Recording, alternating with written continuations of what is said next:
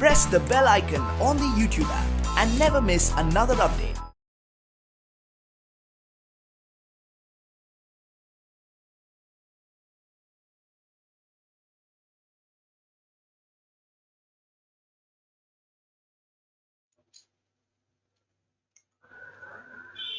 Dear students, today we discuss about social science. So ಇಲ್ಲಿ Kannada medium ಮತ್ತು English medium ಎರಡು ಮಾಧ್ಯಮದ ವಿದ್ಯಾರ್ಥಿಗಳಿದ್ದಾರೆ. ಇದು ಮೊನ್ನೆ ನಡೆದಿರ್ತಕ್ಕಂಥ ದಾವಣಗೆರೆ ಜಿಲ್ಲೆ first level question paper discussions. So ಇದರಲ್ಲಿ ಫಸ್ಟ್ ಮೇನ್ ಬಂದ್ಬಿಟ್ಟು ಚೂಸ್ ದಿ ಕರೆಕ್ಟ್ ಆನ್ಸರ್ ಅಂತ ಕೊಟ್ಟಿದ್ದಾರೆ. ಸೊ ಇಲ್ಲಿ 4 choices are given for each of the following questions. Incomplete statements ಅಂತ ಇಲ್ಲಿ ಕೊಟ್ಟಿದ್ದಾರೆ. So only one of them is correct R most appropriate ಅಂತ ಹೇಳ್ತೀವಿ. So choose one the correct answer and write the complete answer along with its letter of alphabet ಅಂತ ಹೇಳ್ತಾರೆ. So ಅರ್ಥ ಏನಪ್ಪಾ ಅಂತ ಹೇಳಿದ್ರೆ ಇಲ್ಲಿ 4 ಆಪ್ಷನ್ಸ್ ಅನ್ನ ಕೊಟ್ಟಿರ್ತಕ್ಕಂಥ ಈ 4 ಆಪ್ಷನ್ಸ್ ಬಹಳಷ್ಟು ಮೋಸ್ಟ್ ನಿಯರೆಸ್ಟ್ ಇರ್ತಕ್ಕಂಥ ಆನ್ಸರ್ ಆಗಿರ್ತಕ್ಕಂಥ ಅದ್ರ ಜೊತೆಗೆ ಈ ಪ್ರಶ್ನೆಗೆ ಆನ್ಸರ್ ಅನ್ನ ಬರೀಬೇಕಪ್ಪ ಅಂತ ಹೇಳಿದ್ರೆ ಸೊ ಅಲ್ಲಿ ಆಲ್ಫಾಬೆಟ್ ಸಮೇತವಾಗಿ ನಾವಿಲ್ಲಿ ಬರೀಬೇಕಾಗುತ್ತೆ. ಸೊ ಇಲ್ಲಿ ಫಸ್ಟ್ ಒನ್ ಕ್ವಶನ್ಸ್ ಇದೆ. ಇಲ್ಲಿ the last Peshwa of Maratha was ಅಂತ ಕೊಟ್ಟಿದ್ದಾರೆ. ಸೊ ಇಲ್ಲಿ ಪೇಶ್ವಾ ಅಂತ ಕೊಟ್ಟಿದ್ದಾರೆ. ಫಸ್ಟ್ ನಾವು ಪೇಶ್ವಾ ಅಂದ್ರೆ ಏನಂತ ತಿಳ್ಕೊಳ್ಳೋಣ. ಸೊ ಇಲ್ಲಿ ಪೇಶ್ವಾ ಅಂತ ಹೇಳಿದ್ರೆ so it means the prime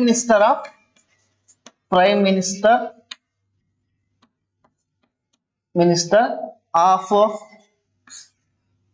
Shivaji cabinet.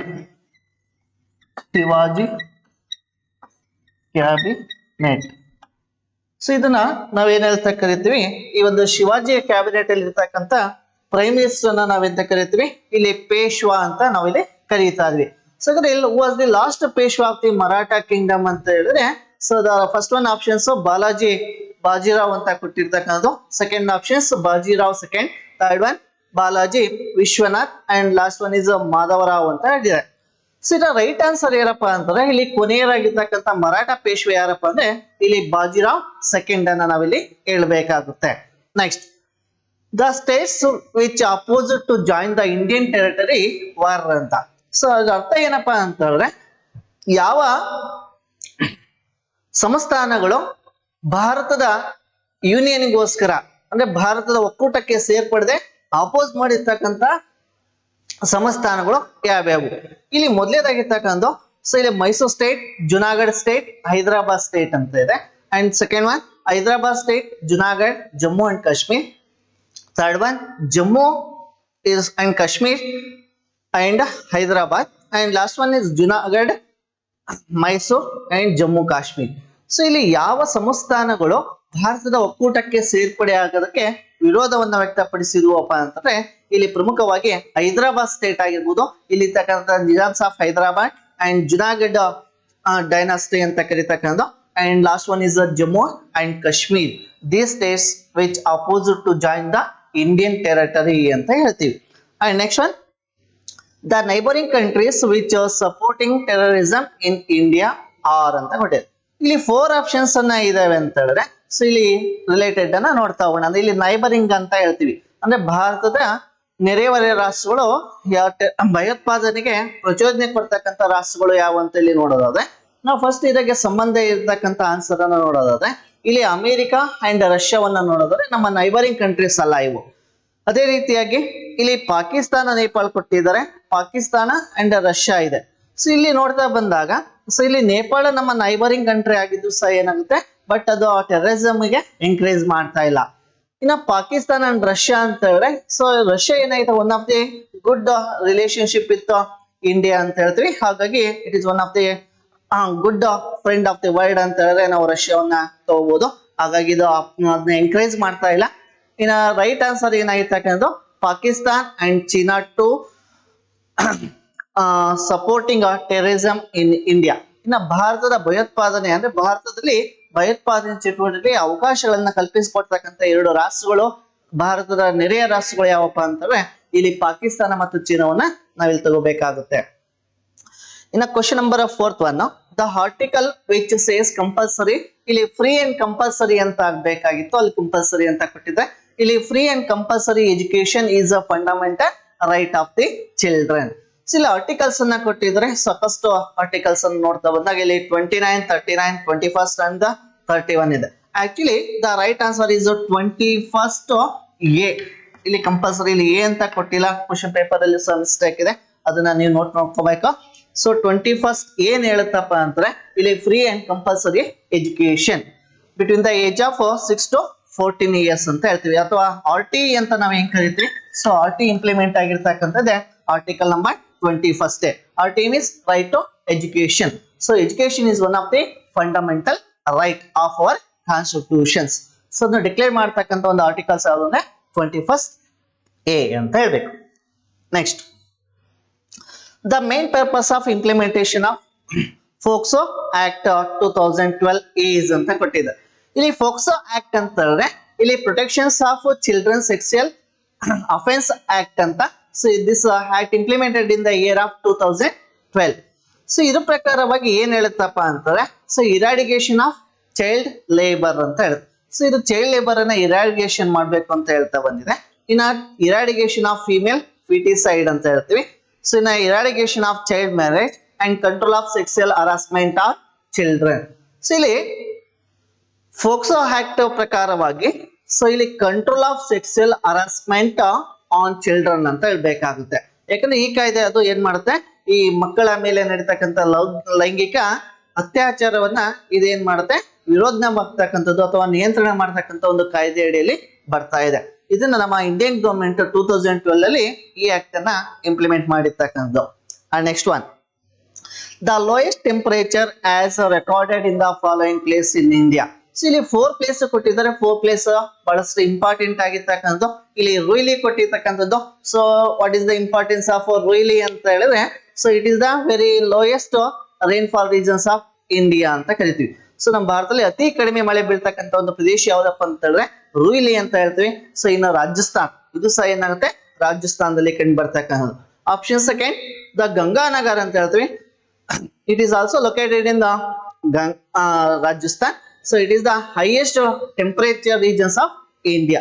ನಮ್ಮ ಭಾರತದಲ್ಲಿ ಅತಿ ಹೆಚ್ಚು ಉಷ್ಣಾಂಶವನ್ನು ಪಡಿತಕ್ಕಂಥ ಒಂದು ನಗರ ಯಾವ್ದಂದ್ರೆ ಗಂಗಾನಗರ. ಇದು ಸಹ ಏನಾಗಿದೆ ರಾಜಸ್ಥಾನದಲ್ಲಿ ಕಂಡು ಬರ್ತಾ ಇದೆ. ಹಂಗಾದ್ರೆ ಥರ್ಡ್ ಆಪ್ಷನ್ಸ್ ಮೌಸಿರಾಮ್ ಅಂತ ಕರಿತೀವಿ in Meghalaya. So it is the highest rainfall regions of India ಅಂತ ಕರಿತೀವಿ. ಅಂದ್ರೆ ನಮ್ಮ ಭಾರತದಲ್ಲಿ ಅತಿ ಹೆಚ್ಚು ಮಳೆಯನ್ನ ಪಡಿತಕ್ಕಂಥ ಒಂದು ಪ್ರದೇಶ ಎಲ್ಲಿದೆಯಪ್ಪ ಅಂತಂದ್ರೆ ಇಲ್ಲಿ ಮೌಸಿರಾಮ್ ಅಂತ ಕರಿತೀವಿ. ಸೊ ಇಲ್ಲಿ ಲೋಯೆಸ್ಟ್ ಟೆಂಪರೇಟ್ ಅಂತ ಕರಿತೀವಿ, ಅಂದ್ರೆ ಕಡಿಮೆ ಉಷ್ಣಾಂಶ ಅಂತ ಕರಿತೀವಿ. ಅಥವಾ ಇಲ್ಲಿ ಎಲ್ಲಿ ರೆಕಾರ್ಡ್ ಆಗುತ್ತಪ್ಪ ಅಂತಂದ್ರೆ ಇಲ್ಲಿ ಡ್ರಾಸ್ ನಿಯರ್ ಕಾರ್ಗಿಲ್ ಅಂತ. ಸೊ ನಮ್ಮ ಜಮ್ಮು ಕಾಶ್ಮೀರ್ ಸ್ಟೇಟ್ ಅಲ್ಲಿ ಹೋದ್ರೆ ಇಲ್ಲಿ ಏನು ಕಾಶ್ಮೀರ್ ಅಂತ ಒಂದು ಪ್ರದೇಶ ಕಂಡು ಬರುತ್ತೆ, ಅದರಲ್ಲಿ ಇರ್ತಕ್ಕಂಥ ಒಂದು ಪರ್ಟಿಕ್ಯುಲರ್ ಪ್ಲೇಸ್ ಯಾವಪ್ಪ ಅಂದ್ರೆ Dras. The Dras is the lowest temperature regions of India ಅಂತ ಕರಿತೀವಿ. And next one, economic development is a dash ಅಂತ. Thought, process, function and the achievement. So economic development is a process ಅಂತ ಹೇಳ್ತೀವಿ, ಅದು ಒಂದು ಪ್ರಕ್ರಿಯೆ. ಸೊ ಅದೇನಾಗಿರ್ತಕ್ಕಂಥದ್ದು ಅದು ಕಂಟಿನ್ಯೂಸ್ ಆಗಿ ಚೇಂಜಸ್ ಆಗ್ತಾ ಹೋಗುತ್ತೆ. ಸೊ ಹಾಗಾಗಿ ಇದನ್ನ ನಾವೆಂತ ಕರಿತೀವಿ ಇಲ್ಲಿ ಪ್ರೊಸೆಸ್ ಅಲ್ಲಿ ನೋಡ್ಬೇಕಾಗುತ್ತೆ. Next, the recent development in banking industry is ಅಂತ ಕೊಟ್ಟಿದ್ದಾರೆ. ಸೊ ಇಲ್ಲಿ privatisations of banks, national associations of banks, RBI control over all banks and the inclusion of post offices. So ಇಲ್ಲ ಬ್ಯಾಂಕ್ ಸಿಸ್ಟಮ್ಸ್ ಅಲ್ಲಿ ಏನಾಗಿರ್ತಕ್ಕಂಥ recently ಬಹಳಷ್ಟು modify ಆಗಿರ್ತಕ್ಕಂಥ.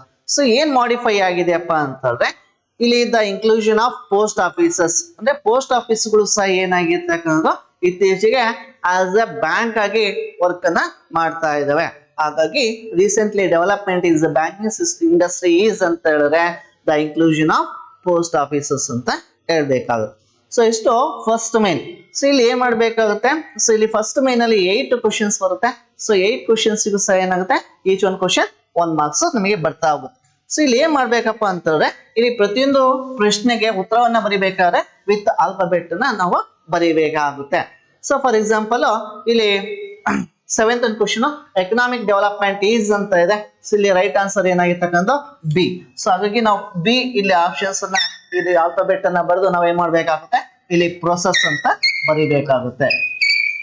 ಈ ರೀತಿಯಾಗಿ ಇಲ್ಲಿ ಫಸ್ಟ್ ಮೈನ್ ಅಲ್ಲಿ ಇರ್ತಕ್ಕಂಥ ಎಲ್ಲಾ ಕ್ವಶನ್ ಆನ್ಸರ್ಸ್ ಅನ್ನ ನಾವೇನ್ ಮಾಡ್ಬೇಕಾಗುತ್ತೆ, ಈ ರೀತಿಯಾಗಿ ಬರೀಬೇಕಾಗುತ್ತೆ. ಸೊ ಇಲ್ಲಿ first main and second main, answer the following questions in a sentence each ಅಂತ. ಇಲ್ಲಿ ಸಹ 8 ಕ್ವಶನ್ಸ್ ಬರ್ತವೆ. ಈಚ್ ಒಂದು question 1 mark, total 8 marks. Which were the 2 policies that helped the British to expand their empire? So ಹಾಗಾದ್ರೆ British ಭಾರತದಲ್ಲಿ ತಮ್ಮ ಸಾಮ್ರಾಜ್ಯವನ್ನ ವಿಸ್ತರಣೆ ಮಾಡಕ್ಕೋಸ್ಕರ ಏನ್ ಮಾಡಿದ್ರು, ತಮ್ಮದೇ ಆಗಿರ್ತಕ್ಕಂಥ ಪಾಲಿಸಿಗಳನ್ನ ಜಾರಿಗೆ ತಂದ್ರು. ಸೊ ಯಾವ್ಯಾವ ಪಾಲಿಸಿ ಅಪ್ಪ ಅಂತ ಹೇಳಿದ್ರೆ, so mainly implemented the policies like subsidiary alliance and doctrine of lapse system. ಅಂದ್ರೆ ಇಲ್ಲಿ ಸಹಾಯಕ ಸೈನ್ಯ ಪದ್ಧತಿ ಮತ್ತು ದತ್ತು ಮಕ್ಕಳಿಗೆ ಹಕ್ಕಿಲ್ಲ ಎಂಬ ಪದ್ಧತಿಯನ್ನು ತರುವುದರ ಮುಖಾಂತರವಾಗಿ ತಮ್ಮದೇ ಆಗಿರ್ತಕ್ಕಂಥ ವಿಸ್ತರಣಾ ನೀತಿಯನ್ನ ಬ್ರಿಟಿಷ್ ಭಾರತದಲ್ಲಿ ಜಾರಿಗೆ ತಂದ್ರು. ಇನ್ನು ಅದೇ ರೀತಿಯಾಗಿ why was Nizam of Hyderabad refuse to join Indian territory. ಇಲ್ಲಿ ಹೈದರಾಬಾದಿನ ನಿಜಾಮ ಏಕೆ ಭಾರತದ ಒಕ್ಕೂಟಕ್ಕೆ ಸೇರ್ಪಡೆ ಆಗಲು ನಿರಾಕರಿಸಿದಪ್ಪ ಅಂತಂದ್ರೆ, so the right answer is the Nizam of Hyderabad wanted to remain independent. So ನಾವು ಸ್ವತಂತ್ರವಾಗಿ ಉಳಿಯುವುದಕ್ಕೆ ಇಷ್ಟಪಟ್ಟ, ಹಾಗಾಗಿ ಈ refuse to join the Indian territory ಅಂತ ಹೇಳ್ತೀವಿ. ಸೊ ಹಾಗಾಗಿ ಭಾರತದ ಒಕ್ಕೂಟಕ್ಕೆ ಸೇರ್ಪಡೆಯಕ್ಕೆ ಅವನು ಇಷ್ಟಪಡ್ಲಿಲ್ಲ. ಏಕಪ್ಪ ಅಂದ್ರೆ ಅವನು ಸ್ವತಂತ್ರವಾಗಿ ಅಧಿಕಾರವನ್ನ ನಡೆಸಬೇಕೆಂಬ ಉದ್ದೇಶವನ್ನ ಇಟ್ಕೊಂಡು ಅವನೇನ್ ಮಾಡಿದ, ಸಪರೇಟ್ ಆಗಿರ್ತಕ್ಕಂಥ ಅಥವಾ ಸ್ವತಂತ್ರವಾಗಿ ಉಳಿಯೋದಕ್ಕೆ ಇಷ್ಟಪಟ್ಟ ಅಂತ ಹೇಳ್ತೀವಿ. And next, the December 10, 1948 was an important day in the world history. Why? Because the Human Rights Declaration of this day ಅಂತ ಹೇಳ್ತೀವಿ. ಸೊ ಆ ಒಂದು ದಿವಸ ಏನಾಗುತ್ತೆ, ಡಿಸೆಂಬರ್ 10, 1948 ಎಂದು ಇಲ್ಲಿ UN ಅಂತ ಹೇಳ್ತೀವಿ. UN ಅಂದ್ರೆ ಯುನೈಟೆಡ್ ನೇಷನ್ ಆರ್ಗನೈಸೇಷನ್. ಸೊ ಇದರಲ್ಲಿ one of the sub auxiliary agencies like general council ಅಥವಾ ಜನರಲ್ ಬಾಡಿ ಅಂತ ಕರಿತೀವಿ. ಈ ಒಂದು ಮೀಟಿಂಗ್ ಅಲ್ಲಿ ಇದನ್ನ ಇಂಪ್ಲಿಮೆಂಟ್ ಮಾಡಿರ್ತಕ್ಕಂಥ ಯಾವುದನ್ನ, ಹ್ಯೂಮನ್ ರೈಟ್ಸ್ ಅಂದ್ರೆ ಮಾನವ ಹಕ್ಕುಗಳನ್ನ ಘೋಷಣೆ ಮಾಡಿರ್ತಕ್ಕಂಥ ವರ್ಷ ಎಷ್ಟಪ್ಪ ಅಂದ್ರೆ December 10, 1948. So every year December 10 we have celebrated world human rights day. So ಹಾಗಾಗಿ ಮಾನವ ಹಕ್ಕುಗಳ ದಿನಾಚರಣೆಯಾಗಿ ನಾವಿಲ್ಲಿ ಆಚರಣೆ ಮಾಡ್ತಾ ಇದೀವಿ. And next one, 12th one. So what is a child labor? The children below the age of 14 years working for the financial consideration is known as a child labor. ಅಂದ್ರೆ 14 ವರ್ಷದ ಒಳಗಿನ ಮಕ್ಕಳು ತಮ್ಮ ಹಣಕಾಸಿನ ಉದ್ದೇಶಕ್ಕೋಸ್ಕರ ಯಾವುದಾದ್ರೂ ಕೆಲಸಗಳಲ್ಲಿ ತೊಡಗಿದ್ರೆ ನಾವು ಎಂತ ಕರಿತೀವಿ, ಅವ್ರನ್ನ ಚೈಲ್ಡ್ ಲೇಬರ್ಸ್ ಅಂತ ಕರಿತೀವಿ. And next, how are tanks formed? ಅಂದ್ರೆ ಇಲ್ಲಿ ಕೆರೆಗಳು ಹೇಗೆ ನಿರ್ಮಾಣವಾಗುತ್ತೆ ಅನ್ನೋದಾದ್ರೆ, tank is a natural man made hole. So ಇವೇನಾಗಿರ್ತಕ್ಕಂಥ ಟ್ಯಾಂಕ್ ಇಸ್ ಎ ನ್ಯಾಚುರಲ್, ಸ್ವಾಭಾವಿಕವಾಗಿರ್ತಕ್ಕಂಥದ್ದು, or man made hole on the earth surface into which rain water is collecting.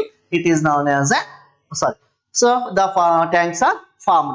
ಕೆರೆಗಳು ಹೇಗೆ ನಿರ್ಮಾಣವಾಗುತ್ತಪ್ಪ ಅಂದ್ರೆ, ಇಲ್ಲಿ ಸ್ವಾಭಾವಿಕವಾಗಿ ಆಗಿರ್ಬೋದು ಅಥವಾ ಮಾನವ ನಿರ್ಮಿತವಾಗಿ ಭೂಮಿಯ ಮೇಲ್ಭಾಗದಲ್ಲಿ ಆಳವಾಗಿ ತೆಗೆದಿರ್ತಕ್ಕಂಥ ತಗ್ಗು ಪ್ರದೇಶದಲ್ಲಿ ನೀರು ಸಂಗ್ರಹಣೆ ಆಗ್ತಾ ಹೋಗುತ್ತೆ.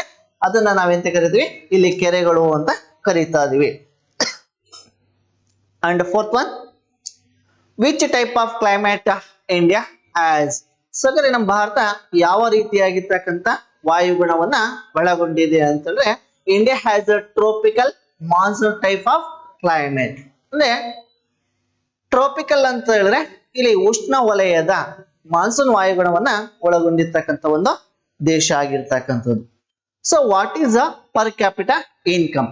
ಸೊ ಪರ್ ಕ್ಯಾಪಿಟಾ ಇನ್ಕಮ್ ಅಂತ ಹೇಳ್ತೀವಿ. ಸೊ ಪರ್ ಕ್ಯಾಪಿಟಾ ಇನ್ಕಮ್ ಅಂತ ಹೇಳಿದ್ರೆ the individual income of the person, ಅಂದ್ರೆ ಒಬ್ಬ ವ್ಯಕ್ತಿಗಿರ್ತಕ್ಕಂಥ ವೈಯಕ್ತಿಕ ಆದಾಯ. ಇಲ್ಲಿ ಪರ್ ಕ್ಯಾಪಿಟಲ್ ಇನ್ಕಮ್ ಅನ್ನ ಹೆಂಗೆ ಕಂಡುಹಿಡಿಬೇಕಾಗುತ್ತೆ ಅಥವಾ what is per capital income ಅಂತ ಹೇಳಿದ್ರೆ, the total national income, the total national income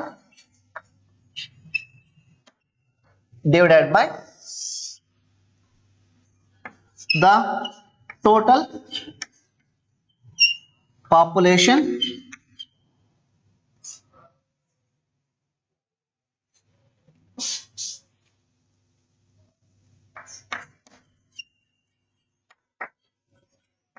population of the country.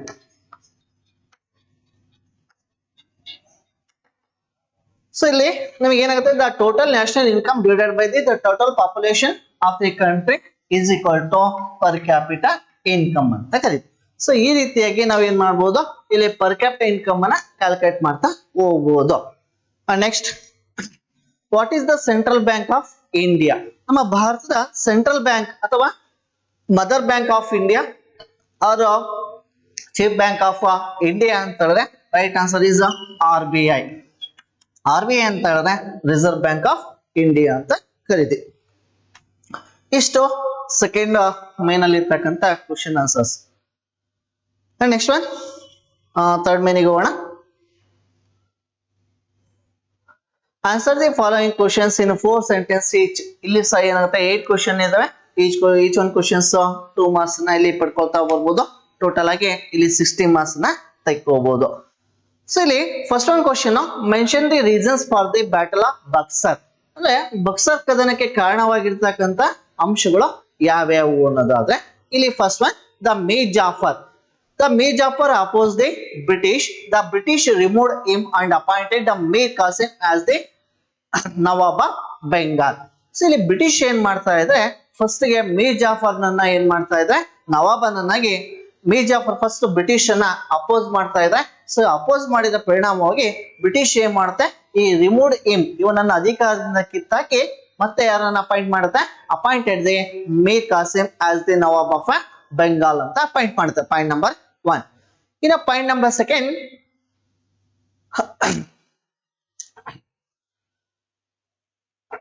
the Mir Qasim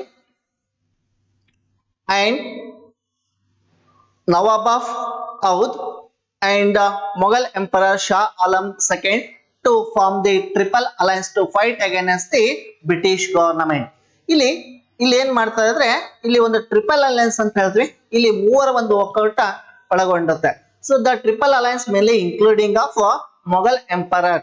so Mughal emperor ಆಗಿರ್ತಕ್ಕಂಥದ್ದು Shah Alam second and Nawab of Oudh and Shuja Uddaulah of Nawab of Oudh ಯಾರಾಗಿರ್ತಕ್ಕಂಥ Shuja Uddaulah and the Mir Qasim as the Nawab of Bengal to fight against the British Army in 1764. So these are the main reasons for Battle of Buxar. ಈ ಬಕ್ಸರ್ ಕದನಕ್ಕೆ ಕಾರಣವಾಗಿರ್ತಕ್ಕಂಥ ಅಂಶಗಳು ಅಂತ ಹೇಳಿದ್ರೆ ಇಷ್ಟು ಅಂಶಗಳನ್ನ ನಾವಿಲ್ಲಿ ಬರಿಬೇಕಾಗುತ್ತೆ. ಮೊದಲೇದಾಗಿರ್ತಕ್ಕಂಥದ್ದು, ಇಲ್ಲಿ British Mir Jafar ಏನ್ ಮಾಡ್ತಾರೆ, ಬ್ರಿಟಿಷರ ಒಂದು ಆಡಳಿತವನ್ನ ವಿರೋಧಿಸ್ತಾ ಇದ್ರೆ.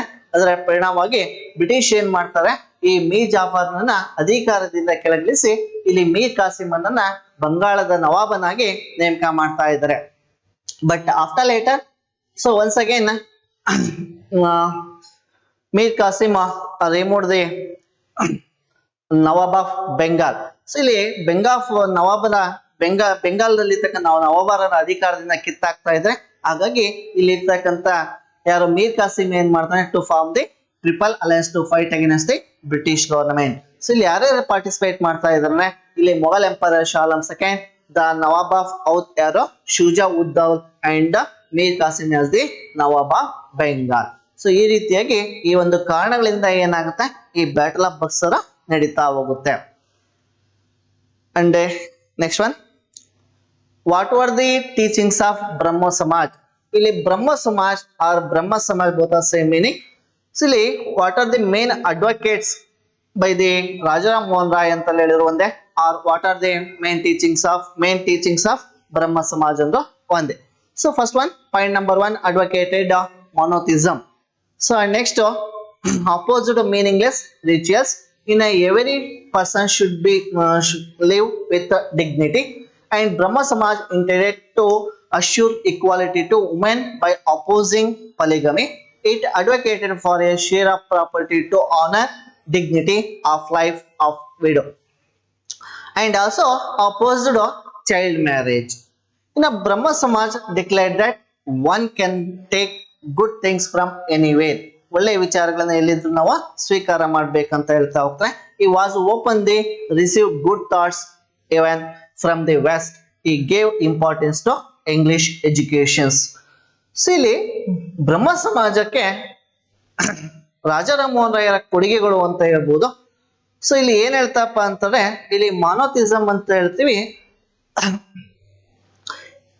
ಇನ್ನು ಅಪೋಸ್ಡ್ ಮೀನಿಂಗ್ಲೆಸ್ ರಿಚುವಲ್ಸ್ ಆಗಿರ್ಬೋದು. ಸೊ ಈ ರೀತಿಯಾಗಿ ಬ್ರಹ್ಮ ಸಮಾಜ ಏನ್ ಮಾಡುತ್ತೆ, ತನ್ನದೇ ಆಗಿರ್ತಕ್ಕಂಥ ಕೊಡುಗೆಗಳನ್ನ ಇಲ್ಲಿ ನೀಡಿರ್ತಕ್ಕಂಥದ್ದು.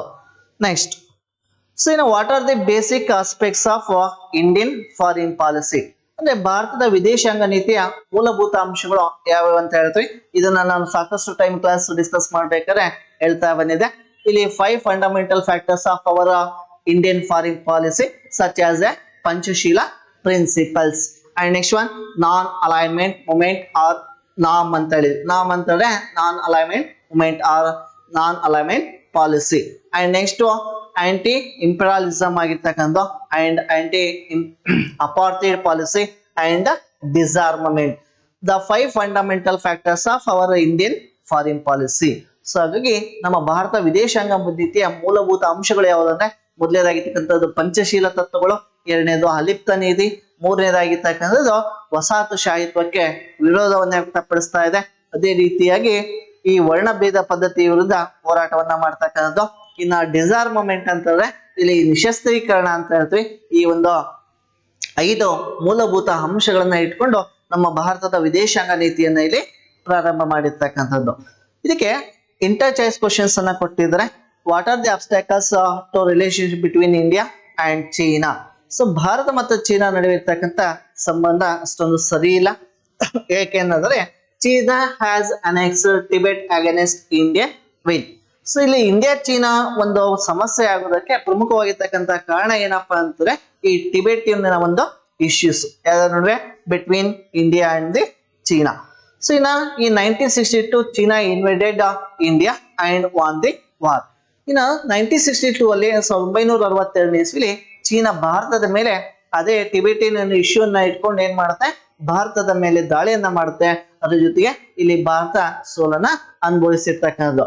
ಇನ್ನ China's claims over Arunachal Pradesh is one of the state is a significant issue of Indo China relationship. ಇನ್ನ ಭಾರತ ಮತ್ತು ಚೀನಾ ನಡುವೆ ಈ ಒಂದು ಸಮಸ್ಯೆ ಉದ್ಭವ ಆಗೋದಕ್ಕೆ ಮತ್ತೊಂದು ಕಾರಣ ಏನಪ್ಪಾ ಅಂತಂದ್ರೆ ಈ ಅರುಣಾಚಲ ಪ್ರದೇಶ ತನ್ನದೆಂದು ಚೀನಾ ಏನ್ ಮಾಡ್ತಾ ವಾದಿಸ್ತಾ ಇದೆ. ಈ ಒಂದು ಸಮಸ್ಯೆ ಆಗಿರ್ಬೋದು. And also the border issues between India and China. ಈ ಭಾರತ ಮತ್ತು ಚೀನಾ ನಡುವೆ ಹೋದ್ರೆ ಬಾರ್ಡರ್ ಇಶ್ಯೂಸ್ ಅನ್ನ ನಾವು ಇಲ್ಲಿ ಹೇಳ್ತಾ ಹೋಗ್ತೀವಿ. For example McMahon line ಅಂತ ನಾವೇನ್ ಕರೀತಾ ಇದ್ವಿ, ಅದು ಒಂದು ಸಮಸ್ಯೆ ಆಗಿರ್ತಕ್ಕಂಥ. And even nuclear threat and foreign trade challenges, ಇಲ್ಲಿ military advancements in border areas are the some of the issues which strain our relationship with China ಅಂತ ಹೇಳ್ತೀವಿ. ಈ ಎಲ್ಲ ಒಂದು ಸಮಸ್ಯೆಗಳಿಂದ ಭಾರತ ಮತ್ತು ಚೀನಾ ಸಂಬಂಧ ಅಷ್ಟೊಂದು ಇಲ್ಲಿ ಸರಿಯಾಗಿಲ್ಲ ಅಂತ ನಾವು ಹೇಳ್ಬೇಕಾಗುತ್ತೆ. ಸೊ ಇದರಲ್ಲಿ ಯಾವ ಕ್ವಶನ್ಸ್ ಈಸಿ ಅನ್ಸುತ್ತೋ ಆ ಕ್ವಶನ್ಸ್ ಅನ್ನ ನಾವು ಬರೀಬೇಕಾಗುತ್ತೆ. ಹಾಗಾಗಿ ಇದರಲ್ಲಿ ಯಾವ್ದು ಫಸ್ಟ್ ಈಸಿ ಅನ್ಸುತ್ತೋ ಅದನ್ನ ಫಸ್ಟ್ ಚೂಸ್ ಮಾಡ್ಕೊಳ್ಳಿ, ಆಫ್ಟರ್ ನೆಕ್ಸ್ಟ್ ಬರೀಬೇಕಾಗುತ್ತೆ. ಇನ್ನು what are the reasons for the people of Uttar Pradesh started Chipko movement. ಈ ಚಿಪ್ಕೋ ಮೂವ್ಮೆಂಟ್ ಬಹಳಷ್ಟು ಇಂಪಾರ್ಟೆಂಟ್ ಆಗಿರ್ತಕ್ಕಂಥದ್ದು. ಇದು ಸೋಷಿಯಾಲಜಿಲಿ 4th ಲೆಸನ್ಸ್ ಅಲ್ಲಿ ಸೋಷಿಯಲ್ ಮೂವ್ಮೆಂಟ್ಸ್ ಅಂತ ಬರುತ್ತೆ. ಸೋಷಿಯಲ್ ಮೂವ್ಮೆಂಟ್ಸ್ 3rd ಲೆಸನ್ಸ್ ಅಲ್ಲಿ ಸೋಷಿಯಲ್ ಮೂವ್ಮೆಂಟ್ಸ್ ಅಂತ ಬರುತ್ತೆ. ಸೊ ಇದರಲ್ಲಿ one of the environmental movement ಅಲ್ಲಿ ಚಿಪ್ಕೋ ಮೂವ್ಮೆಂಟ್ ಅಂತ ಕರಿತಾವೆ. ಇಲ್ಲಿ ಚಿಪ್ಕೋ ಅಂತಾರೆ ಇಟ್ ಮೀನ್ಸ್ ಅಪ್ಪೇಕೋ. ಸೊ ಇಲ್ಲಿ ಹಗ್ಗದ ಟ್ರೀಸ್ ಅಂತ ಕರಿತೀವಿ. ಸೊ ಹಾಗಾಗಿ ಇದರ ಒಂದು ಲೀಡರ್ಶಿಪ್ ಅನ್ನ ಇತ್ತೀಚೆಗೆ ನಮಗೆಲ್ಲ ಗೊತ್ತಿರೋ ಈ ಮರಣ ಹೊಂದಿರ್ತಕ್ಕಂಥ ಸುಂದರ್ಲಾಲ್ ಬಹುಗುಣ್, ಇವರು 94 ವರ್ಷದ ಪರಿಸರವಾದಿ ಇತ್ತೀಚೆಗೆ ಮರಣವನ್ನ ಹೊಂದಿದ್ರು. ಇವರು ಒಂದು ಹೋರಾಟದ ಚಳುವಳಿಯಿಂದ ಏನಾಗುತ್ತೆ, ಇದು ಎಲ್ಲಿ ಸ್ಟಾರ್ಟ್ ಆಗುತ್ತೆ. So this movement started Teri Garhwal district of Uttar Pradesh ಅಂತ ಕರಿತೀವಿ. ಈ ಉತ್ತರ ಪ್ರದೇಶದಲ್ಲಿ ಇದು ಸ್ಟಾರ್ಟ್ ಆಗುತ್ತೆ. The government had issued the licence to cut off the trees belong to Reni village of Tehri Garhwal district of Uttar Pradesh. ಈ ಉತ್ತರ ಪ್ರದೇಶದಲ್ಲಿ ಇರ್ತಕ್ಕಂಥ ತೇರಿ ಗರ್ವಾಲ್ ಅಂತ ಡಿಸ್ಟ್ರಿಕ್ಟ್ ಇದೆ. ಆ ಡಿಸ್ಟ್ರಿಕ್ಟ್ ಹತ್ರ ಇರ್ತಕ್ಕಂಥ ಒನ್ ಆಫ್ ದಿ ವಿಲೇಜ್ ಯಾವ್ದಂದ್ರೆ ರೇನಿ ವಿಲೇಜ್ ಅಂತ ಕರಿತೀವಿ. ಆ ರೇನಿ ವಿಲೇಜ್ ಅಲ್ಲಿ ಸರ್ಕಾರ ಏನ್ ಮಾಡುತ್ತೆ, ಕಾಂಟ್ರಾಕ್ಟರ್ಗೆ ಲೈಸೆನ್ಸ್ ಅನ್ನ ಇಶ್ಯೂ ಮಾಡುತ್ತೆ. ಈ 2,000 ಮರಗಳನ್ನ ಕಡಿಯೋದಕ್ಕೆ ಅವಕಾಶವನ್ನ ಕಲ್ಪಿಸಿಕೊಡ್ತು. So the finally Sunderlal Bahuguna and other persons to finally decided to hug the trees and order to protect them so that environment remains protected. ಹಾಗಾಗಿ ಅವರೆಲ್ಲ ಕಾಂಟ್ರಾಕ್ಟರ್ಗಳು ಏನ್ ಮಾಡ್ತಾರೆ, ಆ ಟ್ರೀಸ್ ನೆಲ್ಲ ಕಟ್ ಮಾಡಕ್ ಬರ್ತಾರೆ. ಸೊ ಫೈನಲಿ ಈ ಸುಂದರ್ಲಾಲ್ ಬಹುಗುಣ ಆಗಿರ್ಬೋದು, ಅಲ್ಲಿರ್ತಕ್ಕಂಥ ಅನೇಕ ಮಹಿಳೆಯರು ಸೇರ್ಕೊಂಡು ಏನ್ ಮಾಡ್ತಾರೆ, ಮರಗಳನ್ನ ಅಪ್ಪಿಕೊಳ್ತಾರೆ. ಅದರಿಂದ ಮರಗಳನ್ನ ಕಡಿಯೋದನ್ನ ನಿಲ್ಲಿಸ್ತಾರೆ. This movement of hugging is called a Chipko movement. ಹಾಗಾಗಿ ಇಲ್ಲಿ ಮರಗಳನ್ನ ಇವರೆಲ್ಲ ಏನ್ ಮಾಡ್ತಾರೆ, ಅಪ್ಪಿಕೊಳ್ತಾ ಇದ್ರೆ ಸೊ ಹಗ್ಗನ್ನ ಮಾಡ್ತಕ್ಕಂಥದ್ದು, ಅದನ್ನ ನಾವೆಂತ ಕರಿತೀವಿ, ಚಿಪ್ಕೋ ಮೂಮೆಂಟ್ ಅಂತ ಕರಿತಾ ಇದ್ವಿ. So finally the government the permission give to cut the trees was withdraw. ಹಾಗಾಗಿ ಸರ್ಕಾರ ಏನ್ ಮಾಡುತ್ತೆ, ಆ ಮರಗಳನ್ನ ಕಡಿಯೋದಕ್ಕೆ ಏನು ಲೈಸೆನ್ಸ್ ಅನ್ನ ಇಶ್ಯೂ ಮಾಡಿತ್ತೋ ಅದರ ಪ್ರಕಾರವಾಗಿ ಪರ್ಮಿಷನ್ಸ್ ನ ವಿತ್ಡ್ರಾ ಮಾಡ್ಕೊಳ್ತಾ ಬಂದ್. ಆಫ್ಟರ್ ನೆಕ್ಸ್ಟ್ ಇದರಲ್ಲಿ ಮತ್ತೊಂದು ಇಂಟರ್ ಚಾಯ್ಸ್ ಕ್ವಶನ್ಸ್ ಇದೆ. Untouchability is A social evil, explain. So ನಮ್ಮ ಭಾರತದಲ್ಲಿ ಈ ಅಸ್ಪೃಶ್ಯತೆ ಅನ್ನೋದು ಒಂದು ಸಾಮಾಜಿಕವಾಗಿರ್ತಕ್ಕಂಥ ಪೀಡುಗು, ಇದನ್ನ ವಿವರಿಸಿ ಅಂತ ಕೊಟ್ಟಿದ್ದಾರೆ. ಸೊ ಇಲ್ಲಿ untouchables var never consider as A humans.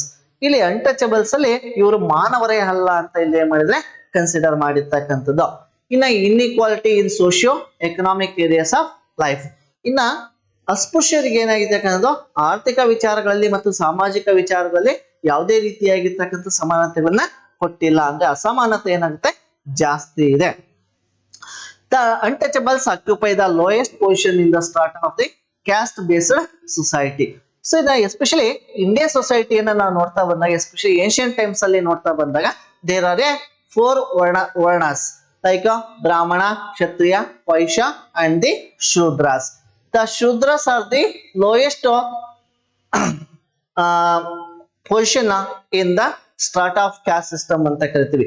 So ನಮ್ಮ ಭಾರತದಲ್ಲಿ ಅತಿ ಕೆಳಮಟ್ಟದಲ್ಲಿ ಅಂದ್ರೆ ಲೋಹರ್ ಪೊಸಿಷನ್ ಇರ್ತಕ್ಕಂಥ ಒಂದು ವರ್ಗ ಯಾವ್ದಪ್ಪ ಅಂದ್ರೆ ಅನ್ಟಚಬಲ್ಸ್ ಅಂತ ಹೇಳ್ತೀವಿ. And they were also face the number of problems like they were kept out of the education. ಅವರಿಗೆ ಶಿಕ್ಷಣದಿಂದ ವಂಚಿತರಾಗಿರ್ತಕ್ಕಂಥದ್ದು. The untouchables are denied from cultural rights. ಇಲ್ಲಿ ಯಾವುದೇ ರೀತಿಯಾಗಿರ್ತಕ್ಕಂಥ ಸಾಂಸ್ಕೃತಿಕ ಹಕ್ಕುಗಳನ್ನ ಪಡೆದಿಲ್ಲ. And denied from political opportunities, ಅಂದ್ರೆ ಇಲ್ಲಿ ರಾಜಕೀಯವಾಗಿರ್ತಕ್ಕಂಥ ಸ್ವಾತಂತ್ರ್ಯಗಳು ಸಿಕ್ಕಿಲ್ಲ. And lack of fundamental rights or property rights. ಅವ್ರಿಗೆ ಯಾವುದೇ ರೀತಿಯಾಗಿರ್ತಕ್ಕಂಥ ಮೂಲಭೂತ ಹಕ್ಕುಗಳಾಗಿರ್ಲಿ ಅಥವಾ ಆಸ್ತಿ ಹಕ್ಕುಗಳನ್ನ ಇಲ್ಲಿ ನಿರಾಕರಣೆ ಮಾಡಿರ್ತಕ್ಕಂಥದ್ದು. And the social movement restricted. ಅವರಿಗೆ ಕೆಲವು ಸಮಾಜದಲ್ಲಿ ಏನ್ ಮಾಡಿದ ಸಮಾಜಗಳಲ್ಲಿ ಅವ್ರಿಗೆ ಬಹಳಷ್ಟು ರಿಸ್ಟ್ರಿಕ್ಷನ್ಸ್ ಅನ್ನ ಇಟ್ಟಿರ್ತಕ್ಕಂಥದ್ದನ್ನ ನೋಡ್ಬೋದು. ಇನ್ನು 21st ಕ್ವಶನ್ಸ್ ಅನ್ನ ನೋಡೋದಾದ್ರೆ ಬಹಳ ಈಸಿ ಆಗಿರ್ತಕ್ಕಂಥ ಒಂದು question. Which of the major types of soils found in India. ಇದು ಜಿಯೋಗ್ರಫಿಯಲ್ಲಿ 4th ಲೆಸನ್ಸ್ ಅಲ್ಲಿ ನೋಡ್ತಾ ಬಂದಾಗ ಇಂಡಿಯನ್ ಸಾಯಿಲ್ಸ್ ಅಂತ ಬರುತ್ತೆ. ಇಲ್ಲಿ there are 6 types of soils ಅನ್ನ ಫೌಂಡ್ ಆಗಿರ್ತಕ್ಕಂಥದ್ದು.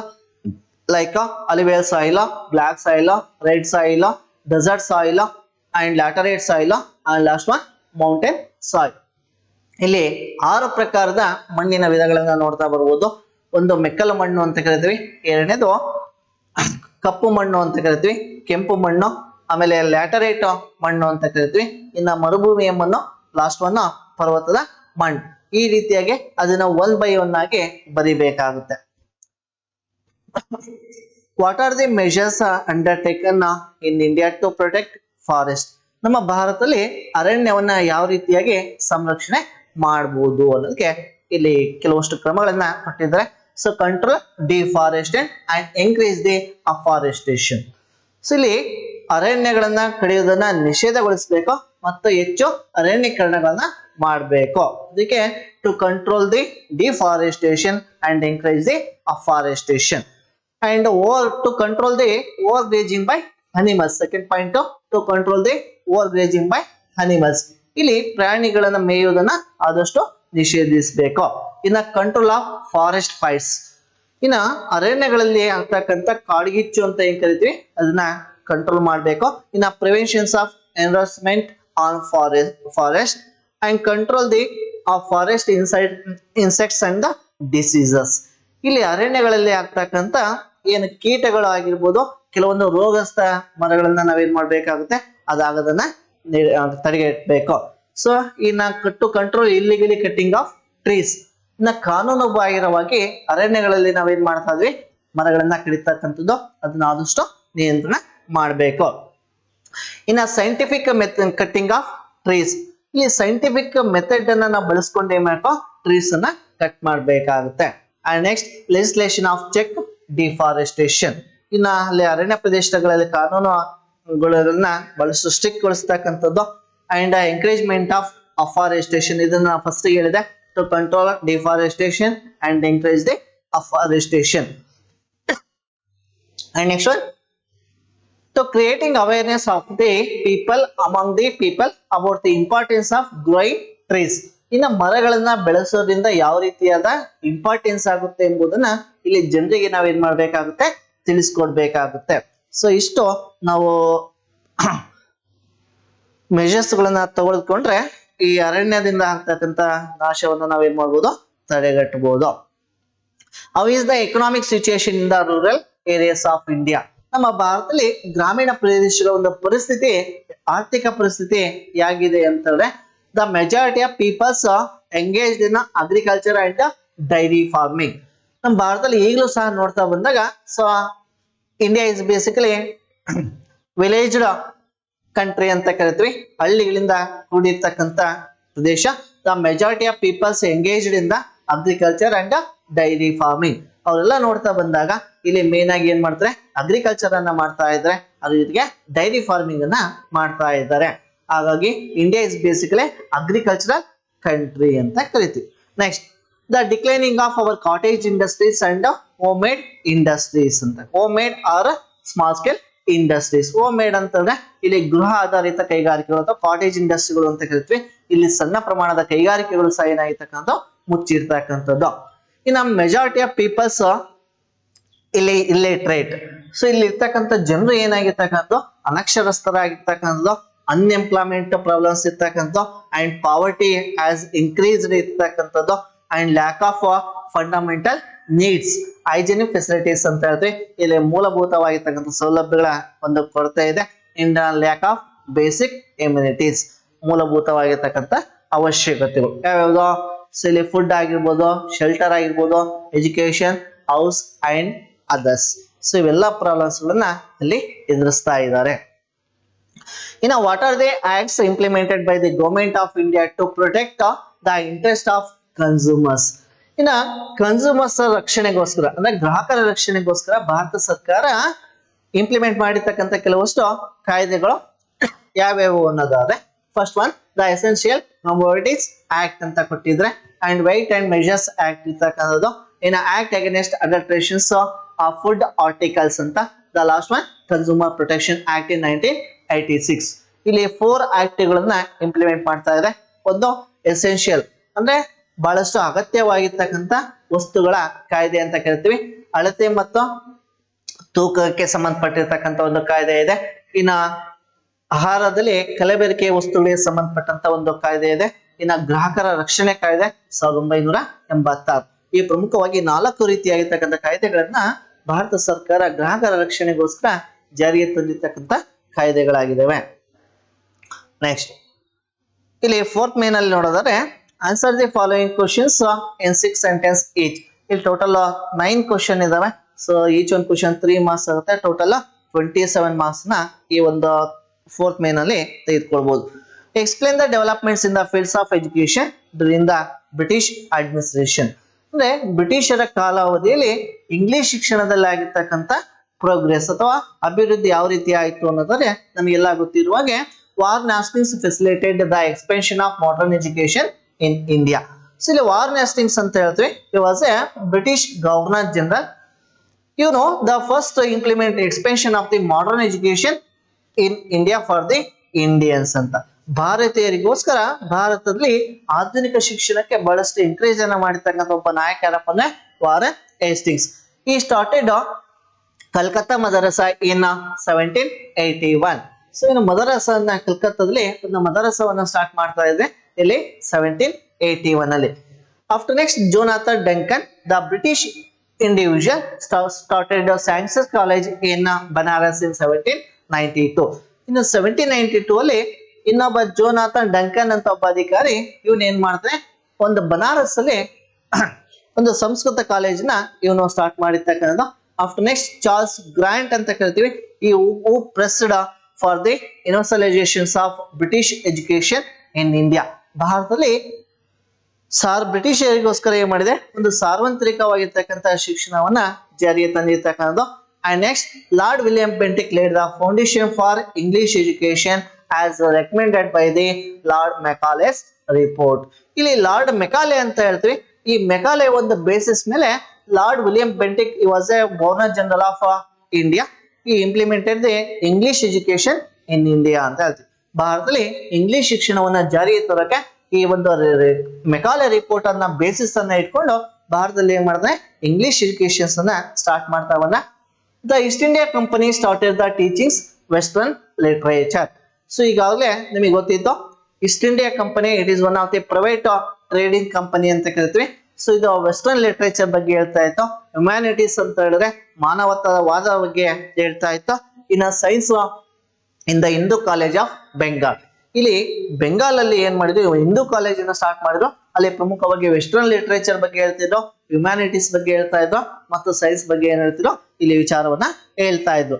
ಇನ್ನ Charles Wood suggestion the priority of should be given to primary education by establishing. ಇನ್ನ ಚಾರ್ಲ್ಸ್ ವುಡ್ ಒಂದು ಡಿಸ್ಪ್ಯಾಚ್ ಅಂತ ಹೇಳ್ತೀವಿ ಅಥವಾ ಒಂದು ಕಮಿಟಿ ಏನ್ ಹೇಳುತ್ತೆ, to importance of primary education for Indians. So ಭಾರತೀಯರಿಗೆ ಪ್ರಾಥಮಿಕ ಶಿಕ್ಷಣದ ಅವಶ್ಯಕತೆ ಇದೆ ಅಂತ ಹೇಳ್ತಕ್ಕಂಥ ಒಂದು ಕಾಯ್ದೆ ಯಾವುದಂದ್ರೆ ಚಾರ್ಲ್ಸ್ ವುಡ್ ಡಿಸ್ಪ್ಯಾಚ್ ಅಂತ ನಾವು ಕರೀತಾ ಇದೀವಿ. After next, what were the reasons for the 18th century has been remarkable as the century of political problems of Indian history. ಭಾರತದ ಇತಿಹಾಸದಲ್ಲಿ 18ನೇ ಶತಮಾನವನ್ನ ಬಹಳಷ್ಟು ರಾಜಕೀಯ ಸಮಸ್ಯೆಗಳ ಒಂದು ಶತಮಾನ ಅಂತ ಕರೀತಾ ಇದ್ವಿ. ಏಕೆ ಅನ್ನೋದಾದ್ರೆ the death of Aurangzeb in 1707 decrease the political ಸುಪ್ರಿಮಸಿ throughout of India.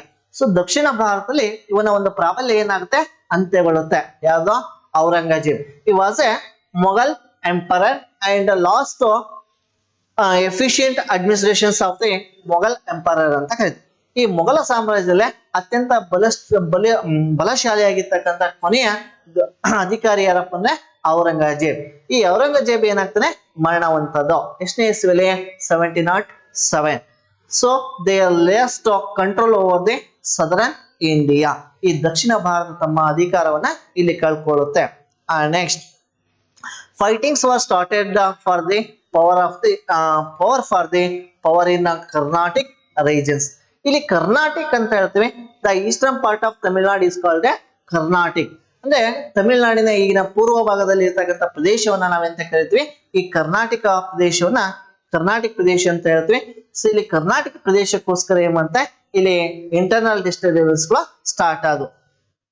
ಇನ್ನು French and English involved in the Indian politics. ಈ ಟೈಮ್ ಅಲ್ಲಿ ಏನ್ ಮಾಡಿದ್ರು, ದ ಬ್ರಿಟಿಷ್ ಗವರ್ಮೆಂಟ್ ಆಗಿರ್ಬೋದು ಅಥವಾ ಫ್ರೆಂಚ್ ಗವರ್ಮೆಂಟ್ ಆಲ್ಸೋ ಏನ್ ಮಾಡಿದ್ರು, to involve the Indian administration, ಭಾರತೀಯ ಅಧಿಕಾರದಲ್ಲಿ ತೊಡಗಿದ್ರು. ಇನ್ನ political struggle for Carnatic region. ಈ ಕರ್ನಾಟಿಕ್ ರೀಜನ್ಸ್ ಅಲ್ಲಿ ರಾಜಕೀಯ ಪ್ರಬುದ್ಧಮಾನಗಳು ಜಾರಿಗೆ ಬಂದು. ಇದೇ ಟೈಮಲ್ಲಿ the death of Chikkadevaraja Wodeyar. ಈ was the last famous ruler of the Wodeyar dynasty in Mysuru state ಅಂತ ಕರೀತೀವಿ. ಈ ಮೈಸೂರು ಸಾಮ್ರಾಜ್ಯದಲ್ಲಿ ಅತ್ಯಂತ ಪ್ರಭಾವಶಾಲಿಯಾಗಿರ್ತಕ್ಕಂಥ ಕೊನೆಯ ದೊರೆ ಅರಸ ಯಾರಪ್ಪ ಅಂದ್ರೆ ಇಲ್ಲಿ ಚಿಕ್ಕದೇವರಾಜ ಒಡೆಯರ್. ಸೊ ಇವರು ಮರಣ ಹೊಂದಿದ ನಂತರ the political challenges in the Mysuru state for the succession of Nizams of Hyderabad successions of Hyder Ali, Tipu Sultan and Dalavais. ಇಲ್ಲಿ ದಳವಾಯಿಗಳಾಗಿರ್ಬೋದು ಮತ್ತೆ ಇಲ್ಲಿ ಹೈದರ್ ಅಲಿ ಮತ್ತು ಟಿಪ್ಪು ಸುಲ್ತಾನ್ ಸಹ ಏನ್ ಮಾಡ್ತಾರೆ, ಇಲ್ಲಿ ಅದರ ಒಂದು ಹೋರಾಟಕ್ಕೋಸ್ಕರ ಅಂದ್ರೆ ಆ ಒಂದು ಅಧಿಕಾರಕ್ಕೋಸ್ಕರ ಹೋರಾಟಗಳನ್ನ ಇಲ್ಲಿ ನಡೆಸ್ತಾ ಬಂದ್ರು. The Nawab of Arcot, the Marathas and Nizams of Hyderabad they were also to engaged the conquer the places of Carnatic. ಈ ಕರ್ನಾಟಕ ಪ್ರದೇಶಗಳನ್ನ ಪಡಿಬೇಕೆಂಬ ಉದ್ದೇಶವನ್ನು ಇಟ್ಕೊಂಡು ಅವರು ಸಹ ಇಲ್ಲಿ ಏನ್ ಮಾಡ್ತಾ ಬಂದ್ರು, ಹೋರಾಟವನ್ನ ಮಾಡ್ತಾ ಬಂದ್ರು. In the effects of Nizams of Hyderabad, Marathas and the Nawab of Karnataka ಆಗಿರ್ಬೋದು ಅಂಡ್ ಬ್ರಿಟಿಷ್ ಆಗಿರ್ಬೋದು, ಇಲ್ಲಿ ಫ್ರೆಂಚ್ ಆಗಿರ್ಬೋದು, ಈ ಒಂದು ರೀಸನ್ಗೋಸ್ಕರ ಏನ್ ಮಾಡಿದ್ರು, ಹೋರಾಟಗಳನ್ನ ನಡೀತಾ ಬಂದು. ಹಾಗಾಗಿ 18ನೇ ಶತಮಾನವನ್ನ ಭಾರತದ ಇತಿಹಾಸದಲ್ಲಿ ರಾಜಕೀಯ ಸಮಸ್ಯೆಗಳ ಒಂದು ಶತಮಾನ ಎಂದು ನಾವು ಕರೀತಾ ಇದೀವಿ. ಸೊ ಇದಕ್ಕೆ ಇನ್ನೊಂದು ಇಂಟರ್ ಚಾಯ್ಸ್ ನ ಇಲ್ಲಿ ಕೊಟ್ಟಿದೆ. So inter choice list of the reformation brought by Sir Syed Ahmad Khan ಅಂತ ಕರಿತೀವಿ. ಸೊ ಇವ್ರು ಏನ್ ಮಾಡಿದಾಗ Sir Syed Ahmad Khan started the Anglo Oriental ಕಾಲೇಜ್ನ ಇವರು ಸ್ಟಾರ್ಟ್ ಮಾಡ್ತಕ್ಕಂಥದ್ದು. So fought against the traditions, superstitious, ignorance and irrationalities, ಇದ್ರ ಬಗ್ಗೆ ಇವರು ಹೋರಾಟವನ್ನ ಮಾಡ್ತಾ ಬಂದ್ರು. ಈ said without an open mind any social and intellectual development is impossible. So ಇವ್ರು ಹೇಳ್ತಾ ಇದ್ರೆ ಮುಸ್ಲಿಂ ಸಮುದಾಯದಲ್ಲಿ ಇರ್ತಕ್ಕಂಥ ಏನೋ ಟ್ರೆಡಿಷನ್ ಸಂಪ್ರದಾಯಗಳಿವೆ, ಮೂಢನಂಬಿಕೆಗಳಿರ್ತಕ್ಕಂಥದ್ದು ಅಥವಾ ಇಲ್ಲಿರ್ತಕ್ಕಂಥ ತಮ್ಮದೇ ಆಗಿರ್ತಕ್ಕಂಥ ಏನೋ ವಿಚಾರಗಳಿದೆ, ಅದರ ವಿರುದ್ಧ ಇವರು ಹೋರಾಟವನ್ನ ಮಾಡ್ತಾ ಬಂದು. ಅದ್ರ ಜೊತೆಗೆ ಇವ್ರು ಹೇಳ್ತಾರೆ he said that without on open mind any social intellectual development is impossible. ನಾವು ಮುಕ್ತ ಮನಸ್ಸಿನಿಂದ ಸಾಮಾಜಿಕವಾಗಿ ಮತ್ತು ಆಧ್ಯಾತ್ಮಿಕವಾಗಿರ್ತಕ್ಕಂಥ ಕ್ಷೇತ್ರಗಳಲ್ಲಿ ಬದಲಾವಣೆ ಆಗಲಿಲ್ಲ ಅಂತಂದ್ರೆ ನಾವು ಯಾವುದೇ ರೀತಿಯಾದ ಸಮಾಜವನ್ನ ಬದಲಾವಣೆ ಮಾಡಕ್ಕೆ ಸಾಧ್ಯ ಇಲ್ಲ ಅಂತ ಇವರು ಹೇಳ್ತಾ ಬಂದ್ರು. ಈ oppose the purdah system for Muslim women. ಇನ್ನು ಮುಸ್ಲಿಂ ಮಹಿಳೆಯರಲ್ಲಿ ಇರ್ತಕ್ಕಂಥ ಪರ್ದಾ ಸಿಸ್ಟಮ್ ಅಂತ ಹೇಳ್ತೀವಿ. ಈಗ ಪರ್ದಾ ಅಥವಾ ಪರ್ದಾ ಸಿಸ್ಟಮ್ ಅಂತ ಇಲ್ಲಿ ನಾವು ಕರೀತಕ್ಕಂಥದ್ದು ಈ card for educating Muslim girls. ಮುಸ್ಲಿಮರ ಎಜುಕೇಶನ್ಗೋಸ್ಕರ ಇವರು ಬಹಳಷ್ಟು ಎಂಕರೇಜ್ ಅನ್ನ ಮಾಡ್ತಾ ಬಂದು. ಈ ಆಲ್ಸೋ ಟು ಅಪೋಸ್ ದಿ ಪಲಿಗಮಿ. ಪಲಿಗಮಿ ಅಂತಂದ್ರೆ ಇಲ್ಲಿ ಬಹುಪತಿತ್ವವನ್ನ ಇವರು ವಿರೋಧಿಸಿದ್ರು. ಈ also encourage the educations spread the western education and cultural ideas. ಅದ್ರ ಜೊತೆಗೆ ಇವರು ವೆಸ್ಟರ್ನ್ ಎಜುಕೇಶನ್ ಇಂಪಾರ್ಟೆನ್ಸ್ ಕೊಟ್ಟು ಇನ್ನು ಕಲ್ಚರಲ್ ಐಡಿಯಾಸ್ ಗಳ ಬಗ್ಗೆ ಸಹ ಏನ್ ಮಾಡಿದ್ರು, ಇಂಪಾರ್ಟೆನ್ಸ್ ನ ಕೊಟ್ರು. Next one of the most important questions like failure of the 1857 revolt. So ಇಲ್ಲಿ ಬಹಳಷ್ಟು ಇಂಪಾರ್ಟೆಂಟ್ ಆಗಿರ್ತಕ್ಕಂಥ ಕ್ವಶನ್. ಇದನ್ನ ಕ್ವಶನ್ಸ್ ಸಾಕಷ್ಟು ಟೈಮ್ ಕೇಳ್ತಾ ಇದ್ರೆ ಸೊ ಆನ್ಸರ್ ಅನ್ನ ಹೇಳಿದ್ರೆ the movement did not spread all country ಅಂತ. ಇಡೀ ಭಾರತ ತುಂಬಾ ವ್ಯಾಪಿಸಿರತಕ್ಕಂತ ಈ ಒಂದು ಕದನ ಆಗಿರಲ್ಲ. ಅದ್ರ ಜೊತೆಗೆ the struggle was intended to protect the interest of a few. ತಮ್ಮ ಸ್ವಹಿತಾಸಕ್ತಿಗೋಸ್ಕರ ಇಲ್ಲಿ ಹೋರಾಟವನ್ನ ಮಾಡಿರ್ತಕ್ಕಂಥ ಒಂದು ಕದನ ಇದೆ. Instead of being an organised struggle it erupted due to certain unexpected reasons. ತಮ್ಮ ಅನಿರೀಕ್ಷಿತ ಕಾರಣಗಳಿಂದಾಗಿ ಈ ಒಂದು ಕದನ ಸ್ಟಾರ್ಟ್ ಆಯ್ತು. ಹಾಗಾಗಿ ಯಾವುದೇ ರೀತಿಯಾಗಿರ್ತಕ್ಕಂಥ ಸಕ್ಸಸ್ ಆಗೋದಕ್ಕೆ ಸಾಧ್ಯ ಆಗಲಿ. ಫಾರ್ ಎಕ್ಸಾಂಪಲ್ ಇಲ್ಲಿ ಮಂಗಲ ಪಾಂಡೆ ಅಂತ ಹೇಳ್ತೀವಿ. ಸೊ ಮಂಗಲ ಪಾಂಡೆ ಯಾಕೆ ಫೈಟ್ ಮಾಡ್ತಾ ಬಂದ್ರಪ್ಪ ಅಂತಂದ್ರೆ so the British government implemented the new rifles. The new rifles is called royal Enfield. The royal Enfield must be covered with the fat of cow and the pig. So ಹಸುವಿನ ಮಾಂಸ ಮತ್ತು ದನದ ಕೊಬ್ಬನ ಸವರಿರ್ತಕ್ಕಂಥ ವಿಚಾರ ಏನಾಗಿರುತ್ತೆ ಈ ಮಂಗಲ ಪಾಂಡೆಗೆ ಗೊತ್ತಾಗುತ್ತೆ. ಹಾಗಾಗಿ ಅವನ ವಿರುದ್ಧ ಹೋರಾಟವನ್ನ ಮಾಡ್ತಾ ಬಂದ. ಇನ್ನು ಝಾನ್ಸಿ ರಾಣಿ ಲಕ್ಷ್ಮೀಬಾಯಿ ಅಂತ ಕರಿತೀವಿ. She was also to fight against the doctrine of lapse system. So ಅಂದ್ರೆ ದತ್ತು ಮಕ್ಕಳಿಗೆ ಹಕ್ಕಿಲ್ಲ ಎಂಬ ಪದ್ಧತಿ ವಿರುದ್ಧ ಇಲ್ಲಿ ಹೋರಾಟವನ್ನ ಮಾಡ್ತಾ ಬಂದ್ರು. ಹಾಗಾಗಿ ತಮ್ಮ ಸ್ವಹಿತಾಸಕ್ತಿಗೋಸ್ಕರ ಇಲ್ಲಿ ಹೋರಾಟವನ್ನ ಮಾಡ್ತಾ ಬಂದ್ರು. ಇನ್ನ lack of unity among the Indian soldiers. ನಮ್ಮ ಭಾರತೀಯ ಸೈನಿಕರಲ್ಲಿ ಒಗ್ಗಟ್ಟು ಇರಲಿಲ್ಲ. There was a no proper direction on the leadership. ಇಲ್ಲಿ ಈ ಒಂದು ಕದನಕ್ಕೆ ಬೇಕಾಗಿರ್ತಕ್ಕಂಥ ಒಂದು ಮಾರ್ಗದರ್ಶನ ಆಗ್ಲಿ ಅಥವಾ ನಾಯಕತ್ವದ ಕೊರತೆ ಇತ್ತು ಅಂತ ಹೇಳ್ತೀವಿ. There was a lack of strategy, expertise among soldiers, effective leadership, discipline and the direction. ನಮ್ಮ ಭಾರತದಲ್ಲಿ ಯಾವುದೇ ರೀತಿಯಾಗಿರ್ತಕ್ಕಂಥ ಒಂದು ಸ್ಟ್ರಾಟಜಿ ಇರಲಿಲ್ಲ, ಎಕ್ಸ್ಪರ್ಟೈಸ್ ಇರಲಿಲ್ಲ. ಯಾರೋ ಎಸ್ಪೆಷಲಿ ನಮ್ಮ ಇಂಡಿಯನ್ ಸೋಲ್ಜರ್ಸ್ ಆಗಿರ್ತಕ್ಕಂಥದ್ದು. ಇಲ್ಲಿ ಎಫೆಕ್ಟಿವ್ ಆಗಿರ್ತಕ್ಕಂಥ ಲೀಡರ್ಶಿಪ್ ಇರಲಿಲ್ಲ, ಡಿಸಿಪ್ಲಿನ್ ಇರಲಿಲ್ಲ, ಒಂದು ಡೈರೆಕ್ಷನ್ ಇರಲಿಲ್ಲ. ಹಾಗಾಗಿ ಏನಾಯ್ತು, ಫೇಲ್ಯೂರ್ ಆಯ್ತು. ಇನ್ನು many provincial kings also loyal to the British government, especially Gwalior kings ಅಂತ ಹೇಳ್ಬೋದು. And Sikh also to loyal to the British government. They did not support to Indians. The people lost confidence of the soldiers due to arson and looting. So ಇಲ್ಲಿ Indian soldiers ಗಳು ಏನ್ ಮಾಡಿರ್ತಕ್ಕಂಥದ್ದು, ಇಲ್ಲಿ looting ಮಾಡ್ತಕ್ಕಂಥದ್ದು and ಡಕಾಯ್ತಿಂಗ್ ಮಾಡ್ತಕ್ಕಂಥ ವಿಚಾರಗಳಿಂದ ಏನಾಯ್ತು, they were lost the faith of Indians. ಭಾರತೀಯರಲ್ಲಿ ಇರ್ತಕ್ಕಂಥ ನಂಬಿಕೆಯನ್ನ ಇವರು ಕಳ್ಕೊಂಡ್ರು. Question number 28. What are the measures undertaken to improve the status of women. ಇನ್ನು ಮಹಿಳೆಯರ ಒಂದು ಅಭಿವೃದ್ಧಿಗೋಸ್ಕರ ಸರ್ಕಾರ ಕೈಗೊಂಡಿರ್ತಕ್ಕಂಥ ಕಾರ್ಯಕ್ರಮಗಳು ಯಾವಪ್ಪ ಅಂದ್ರೆ ನಿಮ್ಗೆ ಆಲ್ರೆಡಿ ಗೊತ್ತಿದೆ. The Indian government also establishment of women and children development department ಅಂತ ಇದೆ, ಅದನ್ನ ಸ್ಟಾರ್ಟ್ ಮಾಡಿರ್ತಕ್ಕಂಥ.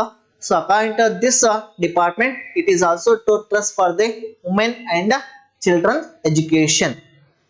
After next, the Prohibition of Child Marriage Act and the Dowry Prohibition Act implemented the Sri Shakti programs, loans for self-employment, Mahila Mandalas, Yuvati Mandalas, Sri Shakti groups were also organized in a self-help groups and women cooperative societies are started.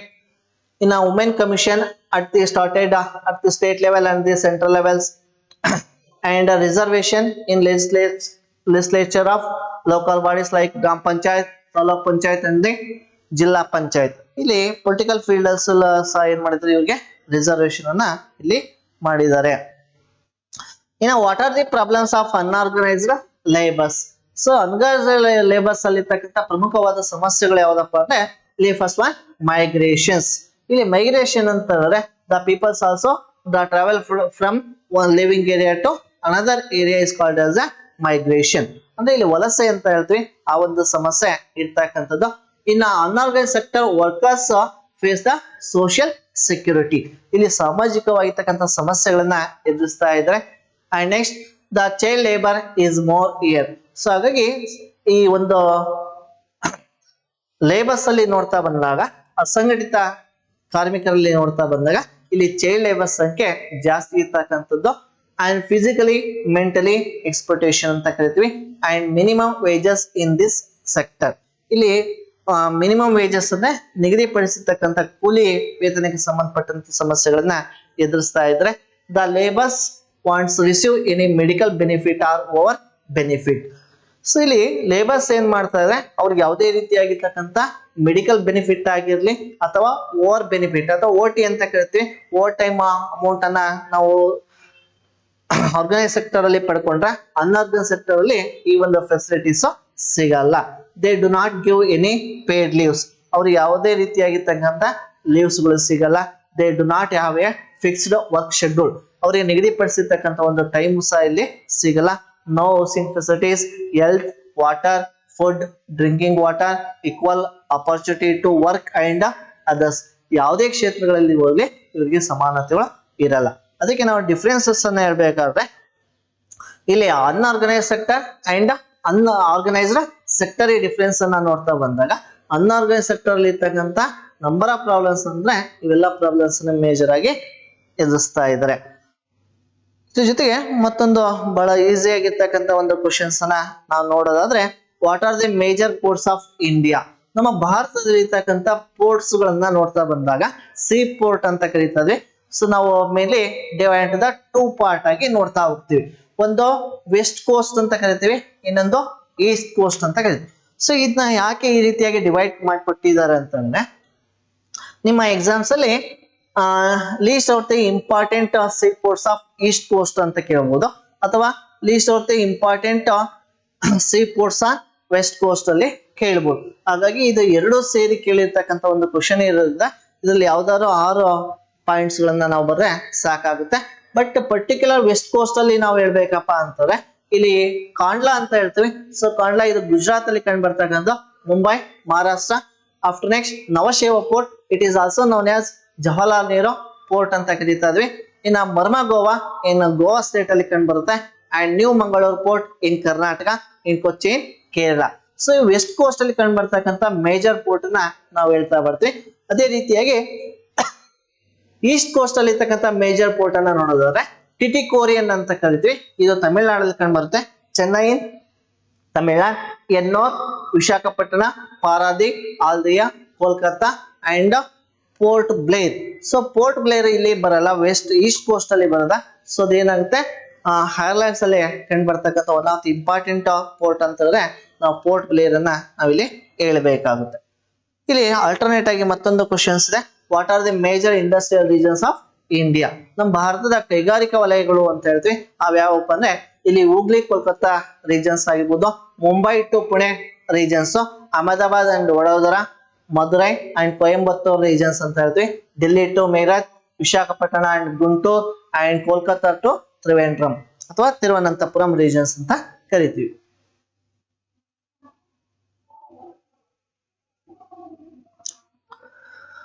How are the natural and human actions responsible for floods?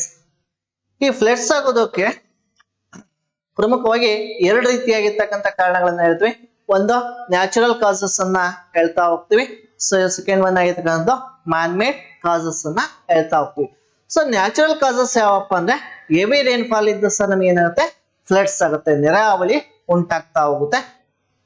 Melting of snow ಅಂತ ಕರಿತೀವಿ. ಇನ್ನ ಹಿಮಗಳು ಕರಗ್ತಕ್ಕಂಥ ಸಂದರ್ಭಗಳಾಗಿರ್ಬೋದು. ಇನ್ನ tropical cyclones ಅಂತ ಕರಿತೀವಿ. ಈ cyclone effect ಗಳಿಂದ ಆಗ್ತಕ್ಕಂಥ. ಇನ್ನ ಕ್ಲೌಡ್ ಬರ್ಸ್ಟ್ ಅಂತ ಕರಿತೀವಿ. ಈ ಮೋಡಗಳು ಕರಗಿ ಆಗ್ತಕ್ಕಂಥದ್ದಾಗಿರ್ಬೋದು. ಇನ್ನ blockage of the free flow of river water systems ಇಂದ ಇರ್ಬೋದು. ಅಂಡ್ ಸಿಲ್ಟಿಂಗ್ ರಿವರ್ ಬೆಡ್ಸ್ ಇದ್ದ ಸಹ ಏನಾಗುತ್ತೆ, ಫ್ಲಡ್ಸ್ ಕ್ರಿಯೇಟ್ ಆಗ್ತಾ ಹೋಗುತ್ತೆ. ಇವೆಲ್ಲ ಏನು natural factors. And next the man made issues or man made causes like deforestation. ಅಂದ್ರೆ ಅರಣ್ಯಗಳನ್ನ ನಾವೇನ್ ಮಾಡ್ತಾ ಇದೀವಿ, ಮಾನವ ಹಾಳು ಮಾಡೋದ್ರಿಂದ ಏನಾಗುತ್ತೆ, ಈ ಫ್ಲಡ್ಸ್ ಗಳು ಜಾಸ್ತಿ ಆಗುತ್ತೆ. ಇನ್ನ faulty irrigation and agricultural practices ಅಂದ್ರೆ ನಾವು ಕೃಷಿಯಲ್ಲಿ ಬೇರೆ ಬೇರೆ ರೀತಿಯಾಗಿರ್ತಕ್ಕಂಥ ವಿಧಾನಗಳನ್ನ ಬಳಕೆ ಮಾಡ್ತಾ ಇದ್ವಿ. ಇಲ್ಲಿ ಫಾಲ್ಟಿ ಇರಿಗೇಷನ್ಸ್ ಅನ್ನ ನಾವು ಮಾಡೋದ್ರಿಂದ ಆಗಿರ್ಬೋದು. ಇನ್ನು ಬ್ರೆಂಚಿಂಗ್ ಆಫ್ ಬ್ಯಾರೇಜಸ್ ಅಂಡ್ ರ್ಯಾಪಿಡ್ ಅರ್ಬನೈಜೇಷನ್. ಸೊ ಇಲ್ಲಿ ಬ್ಯಾರೇಜ್ ಸಿಸ್ಟಮ್ಸ್ ಅನ್ನ ಇಲ್ಲಿ ಕನ್ಸ್ಟ್ರಕ್ಷನ್ಸ್ ಆಫ್ ಬ್ಯಾರೇಜ್ ಸಿಸ್ಟಮ್ಸ್ ಅಂತ ಕರಿತೀವಿ. ರಿವರ್ ವ್ಯಾಲಿ ಪ್ರಾಜೆಕ್ಟ್ ಅನ್ನ ಕನ್ಸ್ಟ್ರಕ್ಟ್ ಮಾಡ್ತಕ್ಕಂಥದ್ದಾಗಿರ್ಬೋದು, ಇದ್ರ ಒಂದು ಸಮಸ್ಯೆ ಇರ್ಬೋದು. ಅಂಡ್ ರ್ಯಾಪಿಡ್ ಗ್ರೋತ್ ಆಫ್ ಅರ್ಬನೈಜೇಷನ್ ಅಂದ್ರೆ ಅತಿ ವೇಗದಲ್ಲಿ ಬೆಳೀತಕ್ಕಂಥ ನಗರೀಕರಣ ಅಂತ ಕರಿತೀವಿ. ಈ ನಗರೀಕರಣಗಳಿಂದ ಏನಾಗುತ್ತೆ, ಈ ಫ್ಲಡ್ಸ್ ಗಳು ಸ್ಟಾರ್ಟ್ ಆಗೋದಕ್ಕೆ ಕಾರಣವಾಗಿದ್ದಾವೆ. ಇನ್ನು ವಾಟ್ ಆರ್ ದಿ ಅಥವಾ list out the features of Panchayat Raj institutions in India. So Panchayat Raj system ಅಲ್ಲಿ ಇರ್ತಕ್ಕಂಥ ಇಂಪಾರ್ಟೆಂಟ್ ಕೀ ಫ್ಯಾಕ್ಟರ್ಸ್ ಗಳು ಯಾವಪ್ಪ ಅಂತಾರೆ. So first one the 3 tier systems of Panchayat Raj system such as taluk panchayat, village panchayat, taluk panchayat and zilla panchayat.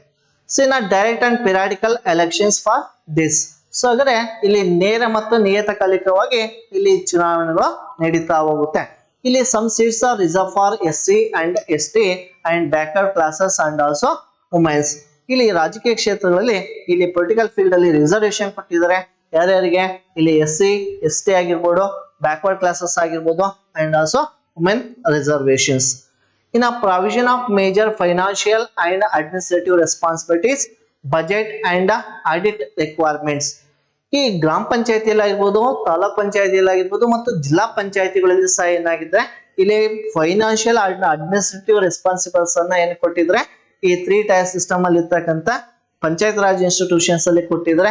So ಇಲ್ಲಿ ತಾಲೂಕ್ ಪಂಚಾಯತ್ ಆಗಿರ್ಬೋದು, ಜಿಲ್ಲಾ ಪಂಚಾಯತ್ ಅಂಡ್ ವಿಲೇಜ್ ಪಂಚಾಯತಿಯಲ್ಲಿ ಏನಾಗುತ್ತೆ, ಇಲ್ಲಿ ಬಜೆಟ್ ಆಗುತ್ತೆ ಅಂಡ್ ಆಲ್ಸೋ ಆಡಿಟ್ ರಿಕ್ವೈರ್ಮೆಂಟ್ಸ್ ಗಳು ಆಗ್ತಾ ಇದಾವೆ. ಇನ್ನು provision for executive and support staff. So ಎಲ್ಲಾ ಕ್ಷೇತ್ರಗಳಲ್ಲಿ ನೋಡ್ತಾ ಬಂದಾಗ ಇಲ್ಲಿ ಕಾರ್ಯಾತ್ಮಕವಾಗಿರ್ತಕ್ಕಂಥ ಅಂಗಗಳು ಕಂಡು ಬರ್ತದೆ. ಅಂದ್ರೆ ಆಡಳಿತವನ್ನ ನಿಭಾಯಿಸಬೇಕು. ಫಾರ್ ಎಕ್ಸಾಂಪಲ್ ಇಲ್ಲಿ ವಿಲೇಜ್ ಪಂಚಾಯತ್ ಅಲ್ಲಿ ನೋಡ್ತಾ ಬಂದಾಗ ಇಲ್ಲಿ PDO ಅಂತ ಹೇಳ್ತೇವೆ, ಪಂಚಾಯತ್ ಡೆವಲಪ್ಮೆಂಟ್ ಆಫೀಸರ್ ಇರ್ತಾರೆ. ಅದ್ರ ಜೊತೆಗೆ ಸ್ಟಾಫ್ ಸಹ ಇರ್ತಾ ಇದ್ದಾರೆ. ಇನ್ನು strict procedure for dissolution, suppression of panchayat and mandatory elections with in 6 months of dissolution. So ಇಲ್ಲಿ ಯಾವ್ದಾದ್ರು ಗ್ರಾಮ ಪಂಚಾಯತಿಗಳು ವಿಸರ್ಜನೆ ಆಯ್ತು ಅಂತಂದ್ರೆ ವಿತಿನ್ 6 months ಅಲ್ಲಿ ಮತ್ತೆ ಏನ್ ಮಾಡ್ಬೇಕು, ಇಲ್ಲಿ ಎಲೆಕ್ಷನ್ಸ್ ಅನ್ನ ಕಂಡಕ್ಟ್ ಮಾಡ್ಬೇಕಂತ ಈ ಪಂಚಾಯತ್ ರಾಜ್ ಇನ್ಸ್ಟಿಟ್ಯೂಷನ್ ಇರ್ತಕ್ಕಂಥ ಮೇನ್ ಕೀ ಫ್ಯಾಕ್ಟರ್ಸ್ ಅಲ್ಲಿ ಒಂದು. Next list out the measures undertaken by the government to achieve gender equality. ಈ ಪುರುಷನಷ್ಟೇ ಸಮಾನತೆಯನ್ನು ಕೊಡ್ಬೇಕನ್ನೋ ಉದ್ದೇಶದಿಂದ ಇಟ್ಕೊಂಡು ಇಲ್ಲಿ ಕೆಲವಷ್ಟು ಪ್ರೊವಿಷನ್ ಅನ್ನ ಕೊಟ್ಟಿದ್ರೆ. ಸೊ ಫಸ್ಟ್ ಒನ್ ಇಲ್ಲಿ many laws have been enacted to curb violence against women at home and the work place. ಇನ್ನು ಮಹಿಳೆಗೆ ಯಾವ ರೀತಿಯಾಗಿ ನಾವು ಸಮಾನತೆಯನ್ನ ಕೊಟ್ಟಿದ್ವಿ ಅನ್ನೋಕೆ ಈ ಮನೆಯ ಹೊರಗೆ ಆಗಿರ್ಬೋದು ಅಥವಾ ಅವರು ಮನೆಯ ಹೊರಗಡೆ ಕೆಲಸ ಮಾಡ್ತಕ್ಕಂಥ ಸಂದರ್ಭಗಳಲ್ಲಿ ಸಹ ಏನ್ ಮಾಡಿದ್ರೆ ಅವ್ರಿಗೆ ಯಾವುದೇ ರೀತಿಯಾಗಿರ್ತಕ್ಕಂಥ ಹಿಂಸೆಗಳು ಆಗಬಾರ್ದು ಎಂಬ ಉದ್ದೇಶದಿಂದ ಅವರಿಗೆ ಸಾಕಷ್ಟು ಅವಕಾಶಗಳನ್ನ, ಕಾನೂನುಗಳನ್ನ ಇಲ್ಲಿ ಇಂಪ್ಲಿಮೆಂಟ್ ಮಾಡ್ತಾ ಬಂದಿದ್ದಾರೆ. ಅದ್ರ ಜೊತೆಗೆ to also guarantee equal wages act ಅಂತ ಇದೆ. ಈ ಕಾಯ್ದೆ ಪ್ರಕಾರವಾಗಿ ಎಲ್ಲರೂ ಇಲ್ಲಿ ಜೆಂಡರ್ ಆಗಿರ್ಬೋದು, ಕ್ಯಾಸ್ಟ್ ಆಗಿರ್ಬೋದು, ರಿಲಿಜಿಯನ್ಸ್ ಆಗಿರ್ಬೋದು, ಯಾರೇ ಆಗಿರ್ಬೋದು, ಇಲ್ಲೆಲ್ಲರಿಗೂ ಸಹ ಏನ್ ಮಾಡಿದೆ, ಈಕ್ವಲ್ ಗ್ಯಾರಂಟಿ ವೇಜಸ್ ಆಕ್ಟ್ ಪ್ರಕಾರವಾಗಿ ಇಲ್ಲಿ ಸಮಾನ ವೇತನ ಕಾಯ್ದೆಗಳನ್ನ ಜಾರಿಗೆ ತಂದಿದ್ದಾರೆ. In providing reservation of the seats in the elected bodies etcetera. So ನಾವು ಆಗ್ಲೇ ಹೇಳಿದಾಗೆ the Indian government is also reservation for womens in the fields of political, like gram panchayat, taluk panchayat and zilla panchayat ಇದರಲ್ಲಿ ರಿಸರ್ವೇಶನ್ ಕೊಟ್ಟಿದ್ದಾರೆ. The Indian government also to provide free and compulsory education for to all, ಅಂದ್ರೆ ಎಲ್ಲರಿಗೂ ಸಹ ಉಚಿತ ಮತ್ತು ಶಿಕ್ಷಣವನ್ನ ಕೊಟ್ಟಿರ್ತಕ್ಕಂಥದ್ದು. And next free health facilities ಅಂತ ಕೊಟ್ಟಿರ್ತಕ್ಕಂಥದ್ದು. And self help groups are being form at the village and the cities. ಗ್ರಾಮೀಣ ಪ್ರದೇಶಗಳಲ್ಲಿ, ನಗರ ಪ್ರದೇಶಗಳಲ್ಲಿ ಅವರಿಗೆ ಫೈನಾನ್ಷಿಯಲ್ ಸಪೋರ್ಟ್ ಬೇಕೆಂಬ ಉದ್ದೇಶವನ್ನ ಇಟ್ಕೊಂಡು ಏನ್ ಮಾಡಿದ್ರೆ ವುಮೆನ್ ಸೆಲ್ಫ್ ಹೆಲ್ಪ್ ಗ್ರೂಪ್ಸ್ ಅನ್ನ ಎಸ್ಟಾಬ್ಲಿಷ್ಮೆಂಟ್ ಮಾಡಿದ್ದಾರೆ. After the independence our constitution has assured equal freedom, equality and opportunities for both men and the women ಅಂತ.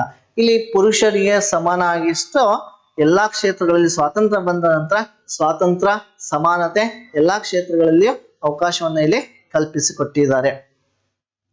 Question number 33. So differentiate between saving account and current account ಅಂತ ಕೊಟ್ಟಿದೆ. The saving account generally opened by the salaried person, student and pensioners who have fixed income ಇರ್ತಕ್ಕಂಥ persons ಏನ್ ಮಾಡ್ಬೋದು, ಈ saving account ಅನ್ನ open ಮಾಡ್ಬೋದು. But the current account is generally open by the businessmen, large number of transactions. ಇಲ್ಲಿ ಯಾರು ಅತಿ ದೊಡ್ಡ ಪ್ರಮಾಣದಲ್ಲಿ ಹಣವನ್ನ ಟ್ರಾನ್ಸಾಕ್ಷನ್ಸ್ ಮಾಡ್ತಾ ಹೋಗ್ತಾರ ಅವ್ರು ಏನ್ ಮಾಡ್ಬೋದು, ಈ ಕರೆಂಟ್ ಅಕೌಂಟ್ ಅನ್ನ ಓಪನ್ ಮಾಡ್ಬೋದು. ಇಲ್ಲಿ ಸೇವಿಂಗ್ ಅಕೌಂಟ್ ಅಂದ್ರೆ ಉಳಿತಾಯ ಖಾತೆ, ಕರೆಂಟ್ ಅಕೌಂಟ್ ಅಂದ್ರೆ ಇಲ್ಲಿ ಚಾಲ್ತಿ ಖಾತೆ ಅಂತ ಕರಿತೀವಿ. ಇಲ್ಲಿ no restrictions of on the number and deposit. ಈ ಸೇವಿಂಗ್ ಅಕೌಂಟ್ ಅಲ್ಲಿ ಒಂದು ದಿವಸಕ್ಕೆ ಎಷ್ಟು ಆದ್ರೂ ನಾವು ಅಮೌಂಟ್ ಅನ್ನ ರಿಸ್ಟ್ರಿಕ್ಷನ್ಸ್ ಇಲ್ದಲೆ ಡೆಪಾಸಿಟ್ ಅನ್ನ ಮಾಡಬಹುದು. But amount can be deposit or withdraw any number of times in a day. ಇಲ್ಲಿ ಎಷ್ಟು ಸಮಯನಾದ್ರೂ ಮಾಡ್ಬೋದು, ಇವರು ದಿನದಲ್ಲಿ ಎಷ್ಟು ಸಮಯದಲ್ಲಾದ್ರೂ ಎಷ್ಟು ಸರಿ ಆದ್ರೂ ಇಲ್ಲಿ ಟ್ರಾನ್ಸಾಕ್ಷನ್ಸ್ ಅನ್ನ ಮಾಡಬಹುದು. ಸೊ ಸೇವಿಂಗ್ ಅಕೌಂಟ್ ಅಲ್ಲಿ ಏನಾಗುತ್ತೆ, the customers have give some interest. ಇದರಿಂದ ಇಂಟ್ರೆಸ್ಟ್ ಅಂದ್ರೆ ಬಡ್ಡಿಯನ್ನ ಪಡಿತಾ ಹೋಗ್ತಾರೆ. But this type of account, especially current account ಅಲ್ಲಿ the bank will not give any interest on these deposits and also collect the service charges. ಇಲ್ಲಿ interest ಕೊಡಲ್ಲ, ಆದ್ರೆ ಸರ್ಕಾರ ಬ್ಯಾಂಕ್ ಏನ್ ಮಾಡುತ್ತೆ, ಅಲ್ಲಿ ಅವರಿಗೆ ಸರ್ವಿಸ್ ಅನ್ನ ಪ್ರೊವೈಡ್ ಮಾಡೋದ್ರಿಂದ ಅವ್ರಿಗೆ ಏನ್ ಮಾಡುತ್ತೆ, ಇಲ್ಲಿ ಸರ್ವಿಸ್ ಚಾರ್ಜಸ್ ಅನ್ನ ಪಡಿತಾ ಹೋಗುತ್ತೆ. ಇಲ್ಲಿ used withdraw slip or cheque. ನಾವು ಹಣವನ್ನ ವಿತ್ಡ್ರಾ ಮಾಡ್ಬೇಕಪ್ಪ ಅಂತ ಹೇಳಿದ್ರೆ ನಾವು ಈ ವಿತ್ಡ್ರಾ ಸ್ಲಿಪ್ ಅನ್ನ ಬ್ಯಾಂಕ್ ಅಲ್ಲಿ ತಗೊಂಡು ಪಡ್ಕೋಬಹುದು, ಅಥವಾ ಚೆಕ್ ಥ್ರೂ ಆಗಿ ನಾವು ಪಡ್ಕೋಬಹುದು. ಆದ್ರೆ ಇಲ್ಲಿ ಏನ್ ಮಾಡ್ತಾರೆ, ಟ್ರಾನ್ಸಾಕ್ಷನ್ಸ್ ಆಫ್ ಮನಿಯನ್ನ ಇಲ್ಲಿ ಮಾಡ್ತಾ ಹೋಗ್ತಾರೆ. ಇನ್ನು what are the information that should be included in the complaint filed with the consumer court. ಇಲ್ಲಿ ಕನ್ಸ್ಯೂಮರ್ ಗೆ ಏನಾದ್ರು ತೊಂದರೆ ಉಂಟಾಯ್ತು ಅಂತ ಹೇಳಿದ್ರೆ ಅಂತ ಸಂದರ್ಭದಲ್ಲಿ ಏನ್ ಮಾಡ್ಬೋದು, ಗ್ರಾಹಕರ ನ್ಯಾಯಾಲಯಗಳಿಗೆ ನಾವು ಕಂಪ್ಲೇಂಟ್ ಅನ್ನ ಕೊಡಬಹುದು. ಸೊ ಕಂಪ್ಲೇಂಟ್ ಕೊಡ್ಬೇಕಪ್ಪ ಅಂತಂದ್ರೆ ಅಲ್ಲಿ ಏನೇನು ಇನ್ಫಾರ್ಮೇಶನ್ ಇನ್ಕ್ಲೂಡ್ ಆಗಬೇಕಪ್ಪ ಅನ್ನೋದ್ರೆ, first there is a no prescribed proforma to fill a case. So ಇಲ್ಲಿ ಯಾವುದೇ ರೀತಿಯಾಗಿರ್ತಕ್ಕಂಥ ನಾವು ಕೇಸನ್ನ ಫಿಲ್ ಮಾಡ್ಬೇಕಪ್ಪ ಅಂತ ಹೇಳಿದ್ರೆ ಇಲ್ಲಿ ಕೈ ಬರವಣಿಗೆ ಫೈಲ್ ಅನ್ನ ಕೇಸ್ ಮಾಡ್ಬೇಕಪ್ಪ ಅಂದ್ರೆ ಕೆಲವಷ್ಟು ಮೆಜರ್ಸ್ ಗಳನ್ನ ಮಾಡ್ಬೇಕಾಗುತ್ತೆ. The first one, the complaint may be typed or and return. ಸೊ ನಾವು ಯಾವ್ದೇ ಕಂಪ್ಲೇಂಟ್ ಕೊಡ್ಬೇಕಪ್ಪ ಅಂತಂದ್ರೆ ಇಲ್ಲಿ ಕೈಯಲ್ಲೇ ಅಥವಾ ನಾವು ವೈಟ್ ಶೀಟ್ ಅಲ್ಲಿ ಬರ್ಕೊಂಡಾರ ಕೊಡ್ಬೋದು, ಅಥವಾ ಟೈಪ್ ಮಾಡ್ಕೊಂಡಾದ್ರೂ ಕೊಡ್ಬೋದು. ಅದ್ರ ಜೊತೆಗೆ the complaint should include the name of the person, ಅಂದ್ರೆ ಕಂಪ್ಲೈನರ್ ಯಾರು ಕಂಪ್ಲೇಂಟ್ ಕೊಡ್ತಾರೋ ಅವ್ರ full name, address with telephone number ನ ಇಲ್ಲಿ ಕೊಡಬೇಕಾಗುತ್ತೆ. The person or organisation against whom the complaint is made should be mentioned clearly with address. ನಾವು ಯಾರಿಗೆ complaint ಕೊಡ್ತೀವೋ ಅವರಿಗೂ ಸಹ ನಮಗೆ ಏನ್ ಮಾಡ್ಕೋ ಅವ್ರದ್ದು full address, name and shop number ಇದೆ ಶಾಪ್ ನಂಬರ್, ಅವರೆಲ್ಲರ ಬಗ್ಗೆ ಕರೆಕ್ಟ್ ಇನ್ಫಾರ್ಮೇಶನ್ ನ ಕೊಡಬೇಕಾಗುತ್ತೆ. The particulars of goods by which the loss as incurred and amount of loss should be specified clearly. So ನಾವು ಯಾವ ವಸ್ತುವನ್ನ ತೆಗೆದುಕೊಂಡಿವೆ ಆ ವಸ್ತುಗೆ ಎಷ್ಟು ಲಾಸ್ ಆಗಿದೆ, ಅದನ್ನ ನಾವು ಎಷ್ಟು ಅಮೌಂಟ್ ಅನ್ನ ಪಡ್ಕೋಬಹುದು ಎಂಬುದನ್ನ ಅದರಲ್ಲಿ ನಾವು ಕರೆಕ್ಟ್ ಆಗಿ ಬರಿಬೇಕಾಗುತ್ತೆ. With bill or receipt should be enclosed. So ಅದ್ರ ಜೊತೆಗೆ ಆ ಒಂದು ನಾವು ಪರ್ಚೇಸ್ ಮಾಡಿರ್ತಕ್ಕಂಥ ಬಿಲ್ ಇರುತ್ತಲ್ಲ ಅಥವಾ ರೆಸಿಪ್ಟ್ ಇರುತ್ತಲ್ಲ ಅದನ್ನ ನಾವು ಕಂಪಲ್ಸರಿ ಆಗಿ ಏನ್ ಮಾಡ್ಬೇಕು, ಅದಕ್ಕೆ ಸಬ್ಮಿಟ್ ಮಾಡ್ಬೇಕಾಗುತ್ತೆ. There is a no fee, ಇದಕ್ಕೆ ಯಾವುದೇ ರೀತಿಯಾಗಿರ್ತಕ್ಕಂಥ ಫೀಸ್ ಇರಲ್ಲ. ಸ್ಟಾಂಪ್ ಡ್ಯೂಟಿನೂ ಸಹ ಇದಕ್ಕೆ ಇರಲ್ಲ. No advocate or lawyer is required, ಇದಕ್ಕೆ ಯಾವುದೇ ರೀತಿಯಾಗಿರ್ತಕ್ಕಂಥ ವಕೀಲರ ಅವಶ್ಯಕತೆ ಇರಲ್ಲ. The consumer himself or a self can argue, ಅವರೇ ಏನ್ ಮಾಡ್ಬೋದು, ಸ್ವತಂತ್ರವಾಗಿ ಆರ್ಗ್ಯೂನ ನಾವಿಲ್ಲಿ ಮಾಡ್ಬೋದಾಗಿರ್ತಕ್ಕಂಥದ್ದು.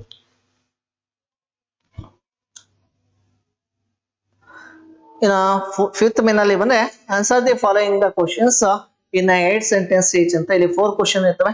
ಸೊ ಇಲ್ಲಿ first one, mention the role of Balagangadhara Tilak in the Indian independence movement. So ಇಲ್ಲಿ Balagangadhara Tilak he was one of the radical leaders. Okay, so Tilak declared that Swaraj is my birthright, I shall have it. ಅಂದ್ರೆ ಸ್ವಾತಂತ್ರ್ಯ ನನ್ನ ಜನ್ಮ ಸಿದ್ಧ ಹಕ್ಕು, ಅದನ್ನು ನಾವು ಪಡೆದೇ ತಿರುತ್ತೇವೆ ಅಂತ ಇವರು ಹೇಳಿರ್ತಕ್ಕಂಥದ್ದು. ಇನ್ನು attaining complete freedom is one of the aims of radicals. ಈ ರಾಡಿಕಲ್ಸ್ ನ ಪ್ರಮುಖವಾಗಿರ್ತಕ್ಕಂಥ ಉದ್ದೇಶ ಏನಾಗಿರ್ತಕ್ಕಂಥ ಕಂಪ್ಲೀಟ್ ಫ್ರೀಡಮ್ ಅಂದ್ರೆ ಸಂಪೂರ್ಣ ಸ್ವಾತಂತ್ರ್ಯದ ಒಂದು ಕಲ್ಪನೆಯನ್ನ ಇಟ್ಕೊಂಡಿದ್ದು. They try to organise the common people of India, ಇನ್ನು ಸಾಮಾನ್ಯ ಜನರನ್ನು ಸಹ ಇವರು ಏನ್ ಮಾಡಿದ್ರು, ಆರ್ಗನೈಸ್ ಮಾಡಿರ್ತಕ್ಕಂಥ. ಈ was also started the Ganesha festival, Shivaji Jayanti and Durga festivals to organise the people against the British. ಇನ್ನು ಬ್ರಿಟಿಷರ ವಿರುದ್ಧವಾಗಿ ತಮ್ಮದೇ ಆಗಿರ್ತಕ್ಕಂಥ ಇಲ್ಲಿ ಹಬ್ಬ ಆಚರಣೆಗಳನ್ನ ಜಾರಿಗೆ ತಂದಿರ್ತಕ್ಕಂಥ. ಇನ್ನು Tilak also started the newspapers like Kesari and Maratha. Kesari in Marathi and English, Maratha in English language ಅಲ್ಲಿ ಇವರು 2 ಪೇಪರ್ಸ್ ನ ಅನೌನ್ಸ್ ಮಾಡಿರ್ತಕ್ಕಂಥ. ಈ encourage the common people to protest against the British. ಇನ್ನು ರಾಡಿಕಲ್ಸ್ ರೈಟಿಂಗ್ ದ ತಿಲಕ್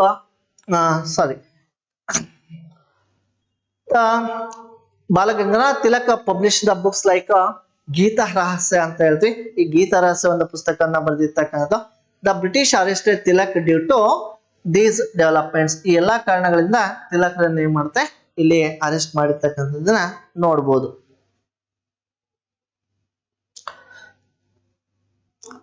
ಇನ್ನು describe the Ambedkar's role to eliminate untouchability. ಅಂದ್ರೆ ಅಸ್ಪೃಶ್ಯತೆ ವಿರುದ್ಧ ಹೋರಾಟದಲ್ಲಿ ಡಾಕ್ಟರ್ BR ಅಂಬೇಡ್ಕರ್ ಅವರ ಒಂದು ಪಾತ್ರ ಏನಪ್ಪಾ ಅಂದ್ರೆ, ಈ advocated the social and economic freedom. So ಇವರು ಆರ್ಥಿಕ ಮತ್ತು ಸಾಮಾಜಿಕ ಸ್ವಾತಂತ್ರ್ಯ ಇಲ್ಲದೆ ಅಸ್ಪೃಶ್ಯತೆ ಹೋಗಲಾಡಿಸಲು ಸಾಧ್ಯ ಇಲ್ಲ ಅಂತ ಇವರು ಹೇಳಿರ್ತಕ್ಕಂಥ. ಹಾಗಾಗಿ ಈ was also to fight against the caste system ವಿರುದ್ಧ ಹೋರಾಟ ಮಾಡಿದ. ಈ started the Mahad and Kalaram temple movements ಅಂತ ಹೇಳ್ತೀವಿ. ಇವರು ಮಹಾರಾಷ್ಟ್ರದಲ್ಲಿ 2 ಹೋರಾಟಗಳನ್ನು ಸ್ಟಾರ್ಟ್ ಮಾಡಿದ್ರು, Mahad and Kalaram temple movements ಅಂತ ಇಲ್ಲಿ ಹೋರಾಟಗಳು ನಡೀತಕ್ಕಂಥದ್ದು.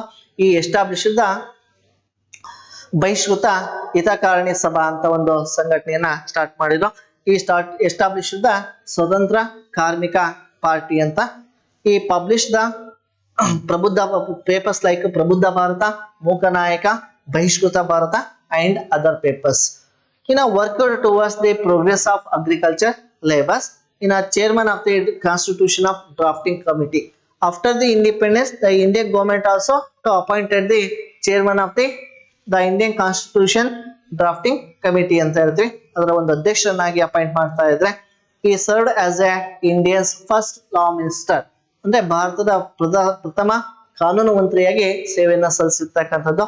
ಅಂಡ್ ಈ also got Bharat Ratna awarded for this life time achievement. ಇವರ ಒಂದು ಜೀವಮಾನದ ಸಾಧನೆಗೋಸ್ಕರ ಭಾರತ ಸರ್ಕಾರ ಭಾರತ ರತ್ನ ಪ್ರಶಸ್ತಿಯನ್ನು ಸಹ ಇಲ್ಲಿ ನೀಡಿರ್ತಕ್ಕಂಥದ್ದು. ಇದರಲ್ಲಿ ಇನ್ನೊಂದು ಕ್ವಶನ್ಸ್ ಇದೆ, ಅದಕ್ಕೆ ಆನ್ಸರ್ ಇಲ್ಲಿ ನೋಡ್ಕೋಬಹುದು. ಇನ್ನು one of the most important question, list the aims and objectives of UNO ಅಂತ ಹೇಳ್ತೀವಿ. ಸೊ UNO ಅಂತ ಹೇಳಿದ್ರೆ ಆಲ್ರೆಡಿ ನಿಮ್ಗೆ ಗೊತ್ತಿದೆ, United Nation Organisation. So what are the main objectives of UNO ಅಂತಾರೆ? To maintain the world peace and the security is the main aim. First one. So second one, the fostering cooperation among the nations, improve the faith of human rights, expanding the economic, social, cultural and another humanity cooperation, in providing recognition to international agreements and the conditions, in build mutual trust and cooperation among the countries.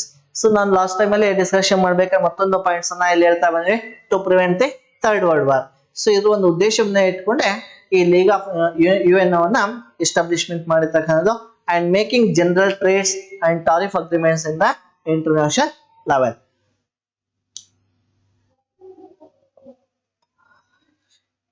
Now distinguish between kharif and the rabi crop. ಇಲ್ಲಿ kharif crop ಮತ್ತು rabi crop ಇರ್ತಕ್ಕಂಥ differences ಅನ್ನ ನೋಡ್ತಾ ಬಂದಾಗ, the kharif crop is also called ಅಂತ ಕರಿಬಹುದು, kharif rainy season crop ಅಂತ ಕರಿತೀವಿ. ಇನ್ನ ರಾಬಿ ಕ್ರಾಪ್ ಅನ್ನ ರಿಟ್ರೀಟಿಂಗ್ ಆಫ್ ಮಾನ್ಸೂನ್ ಕ್ರಾಪ್ ಅಂತ ಕರಿತೀವಿ. The crop grow during the rainy seasons ಅಲ್ಲಿ ಖಾರಿಫ್ ಕ್ರಾಪ್ಸ್ ಅನ್ನ ಬೆಳಿತಾ ಹೋಗ್ತೀವಿ. The crops grown during the winter seasons ಅಲ್ಲಿ ಬೆಳಿತಾ ಹೋಗ್ತೀವಿ. The sowing of seeds in the month of June and July, in the harvested the month of the September and October. The sowing of seeds in the month of October to November and harvested in the month of February to March ಅಲ್ಲಿ ನೋಡ್ತಾ ಹೋಗ್ತೀವಿ. The Kharif season began from southwest monsoons. ಈ southwest monsoons ಯಾವಾಗ start ಆಗುತ್ತೆ ಅವಾಗ ಏನಾಗುತ್ತೆ, kharif crops ಗಳು start ಆಗುತ್ತೆ. ಇನ್ನ ರಿಟ್ರೀಟಿಂಗ್ of monsoon R the north East monsoons begins, the rabi crop also started. And next, the important kharif crops are rice, it means paddy, johar, ragi, cotton, groundnuts, tobacco, etc. are the major crop of kharif crop of India. The important rabi crops are wheat, barley, gram and linseed, etc. ಇವೆಲ್ಲ important ಆಗಿರ್ತಕ್ಕಂಥ ನಾವು rabi crop ಆಗಿ ನೋಡ್ತಾ ಹೋಗ್ತೀವಿ. So ನಾವು last main draw an outline map of India and mark the following in it. So ಇಲ್ಲಿ total ಆಗಿ map draw ಮಾಡಕ್ಕೆ 1 ಮಾರ್ಕ್ಸ್ ಇರುತ್ತೆ. ನೆಕ್ಸ್ಟ್ ಇನ್ನ 4 ಪ್ಲೇಸ್ ಕೊಟ್ಟಿದ್ರೆ, ಸೊ ಒಂದೊಂದು ಪ್ಲೇಸಿಗೆ ಒಂದೊಂದು ಮಾರ್ಕ್ಸ್ ಬರ್ತಾ ಹೋಗುತ್ತೆ. ಸೊ ಇಲ್ಲಿ ಫಸ್ಟ್ ಒಂದು ಕ್ವಶನ್ ಕೊಟ್ಟಿದ್ರೆ, ಇದು ಅಪ್ಲಿಕೇಶನ್ ಬೇಸ್ಡ್ ಇರ್ತಕ್ಕಂಥ ಕ್ವಶನ್ಸ್ ಅಂತ ನಾನು ಬಹಳಷ್ಟು ಟೈಮ್ ಹೇಳಿದೆ. ಸೊ ಹಾಗಾಗಿ ಹೈಯೆಸ್ಟ್ ಪೀಕ್ ಇನ್ ಇಂಡಿಯಾ. ಸೊ ಹೈಯೆಸ್ಟ್ ಪೀಕ್ ಯಾವ್ದಪ್ಪ ಅಂತಂದ್ರೆ ಇಲ್ಲಿ K2 ಆರ್ ಗಾಡ್ವಿನ್ ಆಸ್ಟಿನ್ ಅಂತ ಕರಿತೀವಿ. ಫಸ್ಟ್ ಅದಕ್ಕೆ ಆನ್ಸರ್ ತಿಳ್ಕೊಂಬೇಡ. ಸೊ ಇಲ್ಲಿ ಹೈಯೆಸ್ಟ್ ಪೀಕ್ ಆಫ್ ಇಂಡಿಯಾ ಅಂತ ಇಂಡಿಯಾ ಅಂತ ಹೇಳಿದ್ರೆ ನಾವೇನ್ ಹೇಳ್ಬೇಕಾಗುತ್ತೆ, ಇಲ್ಲಿ K2 ಹೇಳ್ಬೇಕು ಆರ್ ಗಾಡ್ವಿನ್ ಆಸ್ಟಿನ್. ಸೊ ಇದು ಎಲ್ಲಿದೆ ಅಂತ ಹೇಳಿದ್ರೆ ಇಂಡಿಯಾದಲ್ಲಿ ಇರ್ತಕ್ಕಂಥದ್ದು. ಸೊ ಅದನ್ನ ಮೇಜರ್ ಆಗಿ ನಾವೇನ್ ಮಾಡ್ಬೇಕಾಗುತ್ತೆ, ಇಲ್ಲಿ ಬರಿಬೇಕಾಗುತ್ತೆ. 1. ಇನ್ನು second one multipurpose project of 2 countries ಅಂತ. ನಮ್ಮ ಭಾರತದಲ್ಲಿ ಇರ್ತಕ್ಕಂಥ ಎರಡನೇ ಮಲ್ಟಿಪರ್ಪಸ್ ಪ್ರಾಜೆಕ್ಟ್ ಯಾವ್ದಪ್ಪ ಅಂತ ಹೇಳಿದ್ರೆ ಇಲ್ಲಿ ನಾವು ಕೋಸಿ ಪ್ರಾಜೆಕ್ಟ್ ಅಂತ ಹೇಳ್ತೀವಿ. ಸೊ ಕೋಸಿ ಪ್ರಾಜೆಕ್ಟ್ ಅನ್ನ ನಾವಿಲ್ಲಿ ಬರಿಬೇಕಾಗುತ್ತೆ. ನೆಕ್ಸ್ಟ್ ಇಲ್ಲಿ ಗೇಟ್ ವೇ ಆಫ್ ಇಂಡಿಯಾ ಅಂತ ಕರಿತೀವಿ. So gate way of India ಅಂತ ನಾವ್ ಯಾವ್ದು ಕರಿತೀವಪ್ಪ ಅಂತಂದ್ರೆ ಇಲ್ಲಿ ಮುಂಬೈಯನ್ನ ಕರಿತೀವಿ.